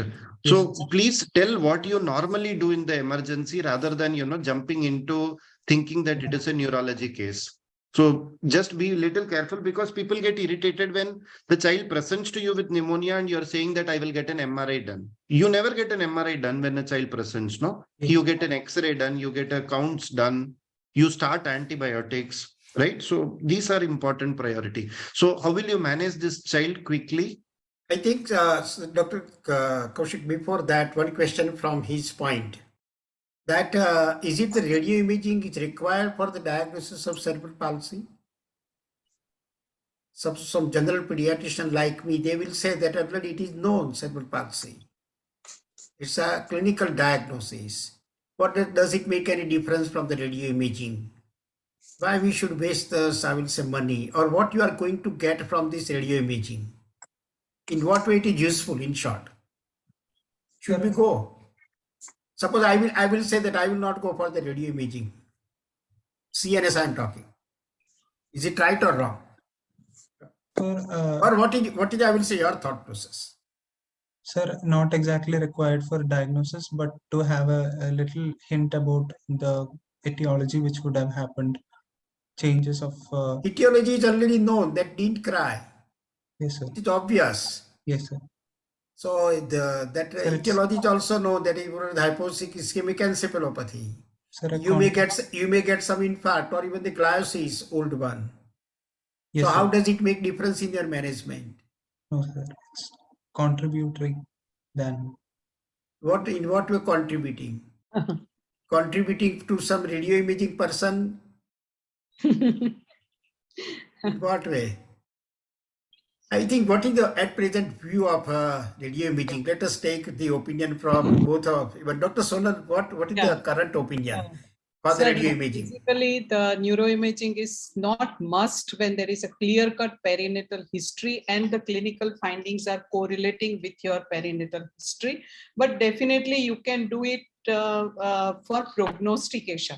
Again, prognosis does not depend entirely on the neuroimaging MRI brain findings, because there is a concept of neuroplasticity, and whatever the intervention we do, even if the bad MRI is there, but the neuro intervention and other things are good, the child may have some better outcome. So it is not even for the 100% for the prognostication. And another indication of neuroimaging in cerebral palsy is, of course, the seizures. When the patient comes with a recurrent seizures, you want to document. And another indication when the history, clear-cut history, perinatal history is not there, and the history and the clinical findings are not correlating. And the third thing and fourth thing we have to do is when there is a family history, past history is there, and again the family history there. So there are many CP, cerebral palsy mimics are there. So we need to rule out there are many metabolic etiology, mitochondrial disorders, which can also present like the similar things. So basically, in perfect, when there is a clinical features and histories are correlating with the diagnosis, then we may not go. But of course, if you want to do it, at the most for the prognosis of the future outcome of the child. Yeah? Absolutely, absolutely. Dr. Nialana, the point is, not I will say the exam, in our practice also. then in which type of situation we go for, we should have the good reasoning, good background. You know, nowadays even what we were taught even in the past, hypoxic ischemolopathy is least, I will say, cause responsible for the cerebral palsy. Initially, we are considering that it is the most common cause, but gradually some other causes are coming up, even malformations, even the metabolic disorders. And I remember one patient long back, which I had from Rajkot, it was diagnosed as cerebral palsy, but the parents were very clear that the problem started after the age of 1.5 years. So which cerebral palsy is going to develop at 1.5 years? And later on with the workup, I remember I took the help of even the Dr. Brajesh Udani, which was diagnosed as metabolic disorder in the for the what even the Sonal said, there was history of another child suffered from that and even they died later on. And multiple injuries over the forehead. And that was some syndromic condition. I think Nash-Yark or some syndrome is there where the multiple injuries are known. So what I mean to say, some syndromic condition, metabolic disorders, or even the malformations, these conditions even you can diagnose from the radio imaging. So straight away, all the patients of cerebral palsy, we can't say that radio imaging is not required. If, as Sonal said, very clear history, you may not go, but otherwise, and prognosis and from other point of view, it is indicated. So I think that's the point which we should go. And otherwise, what immediate investigations, what Dr. Kaushik said, according to the situation, we should plan. Okay. Anything else from both of you, Dr. Sonal and Dr. Kaushik? Yeah. So basically in cerebral palsy, what we are interested is more in not at this age.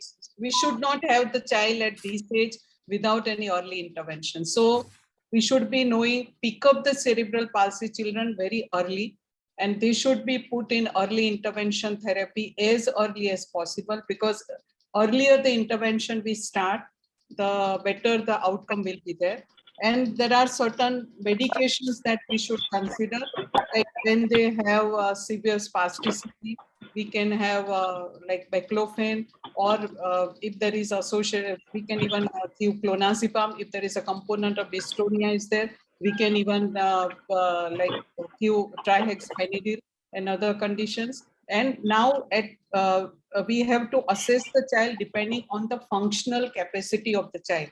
So we have to divide the child, whether what is in the diagnosis also we should include, okay, what is gross motor GMFCS classification, what is the grade of the child, what is manual ability of the child, that is another classification is there. Third is communication function classification is there. So how the child is able to communicate, how much, and depending on that. And fourth is eating and drinking functional classification. So these are the 4 kinds of abilities.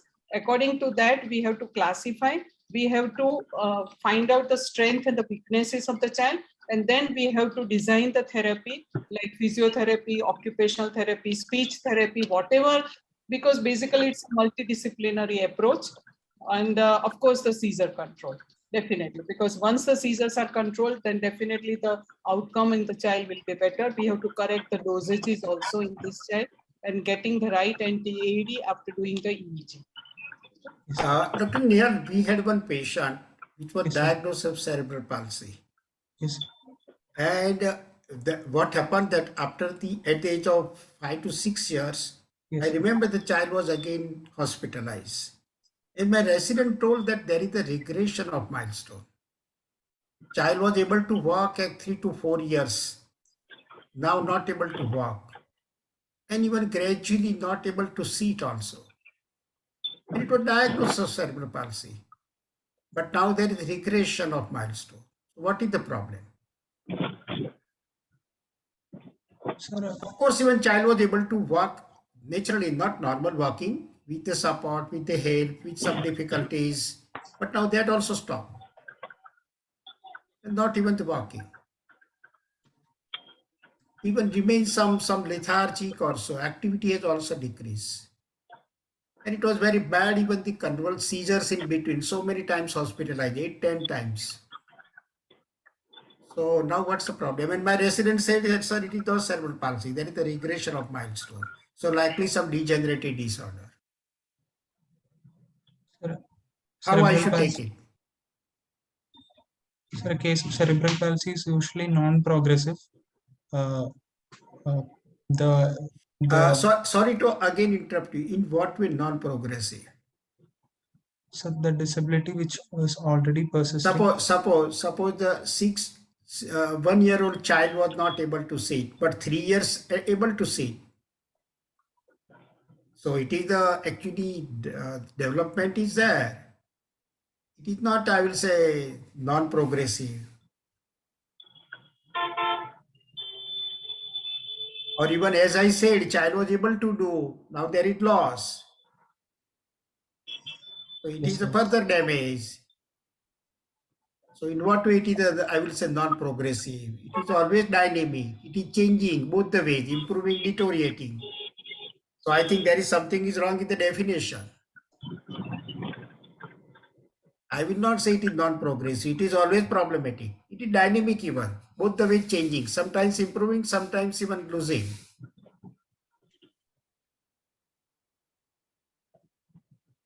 So Nihal explained me.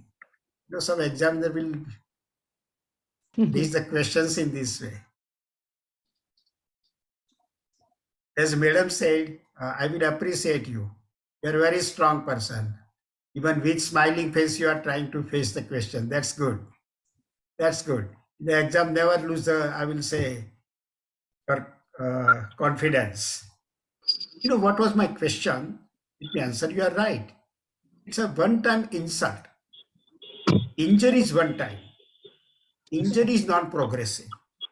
It's a dynamic condition. It is even, you know, normal physiological also it is improving, developing. Maybe slow, late, but developing. Second time it happens so even as Madam was saying that you are going for interventions, rehabilitation. I will say rather than rehabilitation, for habilitation you are sensitizing. So then also there will be some improvement. But at the same time, there may be some contractures or some problems, and therefore even the child is losing some development. So both the way it happens, ultimately one time dynamic in this way. Disease is non-progressive, but clinical picture is dynamic, changing in both the ways. And what was telling in my patient, as I said, development now losing in any cerebral palsy, then look the other factors responsible for that. Maybe contractures, then child is not able to walk. Dislocation of hip. Dislocation of hip, not able to walk. As I said, lethargic because you are giving so many anti-epileptic drugs. So naturally child will be, his neurological cognition will decrease or affected, but due to your drug, even every time conversion will cause the encephalopathy. That will also cause this problem. Nutritional problem, which probably you have not described, but very common. So nutritional problems will also, it causes severe acute malnutrition. And therefore there is regression. And therefore what we say, it's a pseudo regression. It's not exact regression, but pseudo regression due to the drugs, even epilepsy, contractures, fractures, so many other issues, even nutritional. So I think that we should be clear. But you know, some people say rickets is common in the cerebral palsy. Why? I have seen many cases of rickets. Yeah, and the zonal man is supporting me. So now you have to answer. That means it is common. You know why it is common? Again, I think these are the questions for you in the exam, suppose somebody asks. Because, you know, most of the time child is not exposed to the sun. Naturally, child is not going to outside at all. All of us are even avoiding, but this child is not taken outside. As you said, in this patient also, it is bedridden. So activity, you know, decreased activity will also cause this osteoporosis. Even nutritional problem, so deficiency. And even, you know, all the anti-epileptic drugs will cause this vitamin D problem. Right. So many things. And therefore, you should keep in mind in the management also, regarding supplementation, keep in mind vitamin D and calcium. Otherwise, pathological fracture will develop to the child. And particularly about dystonia, they are more vulnerable to develop these fractures. So I think so many point of view, these things are, can you answer the one line that what is the likely prognosis in this patient when you are talking to the parents from I will say one of the markers which you have mentioned, or in other way, from which points you can give some prognostic points to the parents? Sir, recurrent hospitalization. These children are going to be, I will say, recurrent or multiple time hospitalization, not necessarily prognosis is bad. Yes, sir.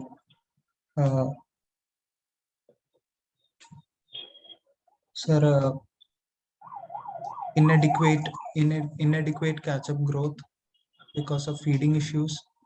Nutritionally would be below their counterparts. Particularly, they are interested from neurology point of view. Okay. That my child will be able to walk or sit, and I think they have the right questions. Yes, sir. Anyway, what I wanted to convey, it is said in neurology, Yes, in sir. cerebral palsy, Yes, sir. that any child who has not learned the sitting at 2 to 3 years, prognosis is bad. Even 2 to 3 years, suppose child is not sitting, from the simple observation, you can just pass on the comment, not it is the, I will say, only point, but just you can say that probably it's a clinical clue. Second thing, very important is the family support. Only mother cannot do. But suppose very good family support. I have seen plenty of patients that everybody is concerned. Even father and grandparents and relatives and even neighbors. Everybody is helping. They will take the child to play. They will go for, I will say, sensitizations, even various activities as Sonalben was telling. And all these things are more important for the management of cerebral palsy. And if that team is there, besides all our medical team, that helps a lot. So prognosis is mainly depending upon all these points also, which we can keep it. These are the simple clinical, I will say, points to derive. Not necessarily always they are right, but most of the times, yes. I think naturally we'll have to keep in mind that regarding time, we are overshooted too much. We'll have to end over here. I think any comment or question, otherwise we'll end over here. Dr. Kaushik, Dr. Sonalben, Yes. or yeah, okay, we'll have to end over because now Nihal is also seen. That is the, I will say, warning sign to us at we are overshooted. Anyway, Dr. Nihal, number one, I would like to appreciate you. Thank you, sir. And for that reason, I will say credit goes to Madam, Yes. Dr. Sodhi. I'm sure that she must have put the maximum efforts, not only for the case, but to, I will say, to prepare you physically and mentally also. That is very important. And I think that's very important job of the teachers. Of course, other students, some of the students responded, but as a teacher, I never get disappointment. I understand that it's a hesitation to the students. Never, I will say, the teacher should go in depression or even never lose your temperament that we are doing so many efforts and they are not doing anything. But it is, I will say, learning process. And they are always having this hesitation.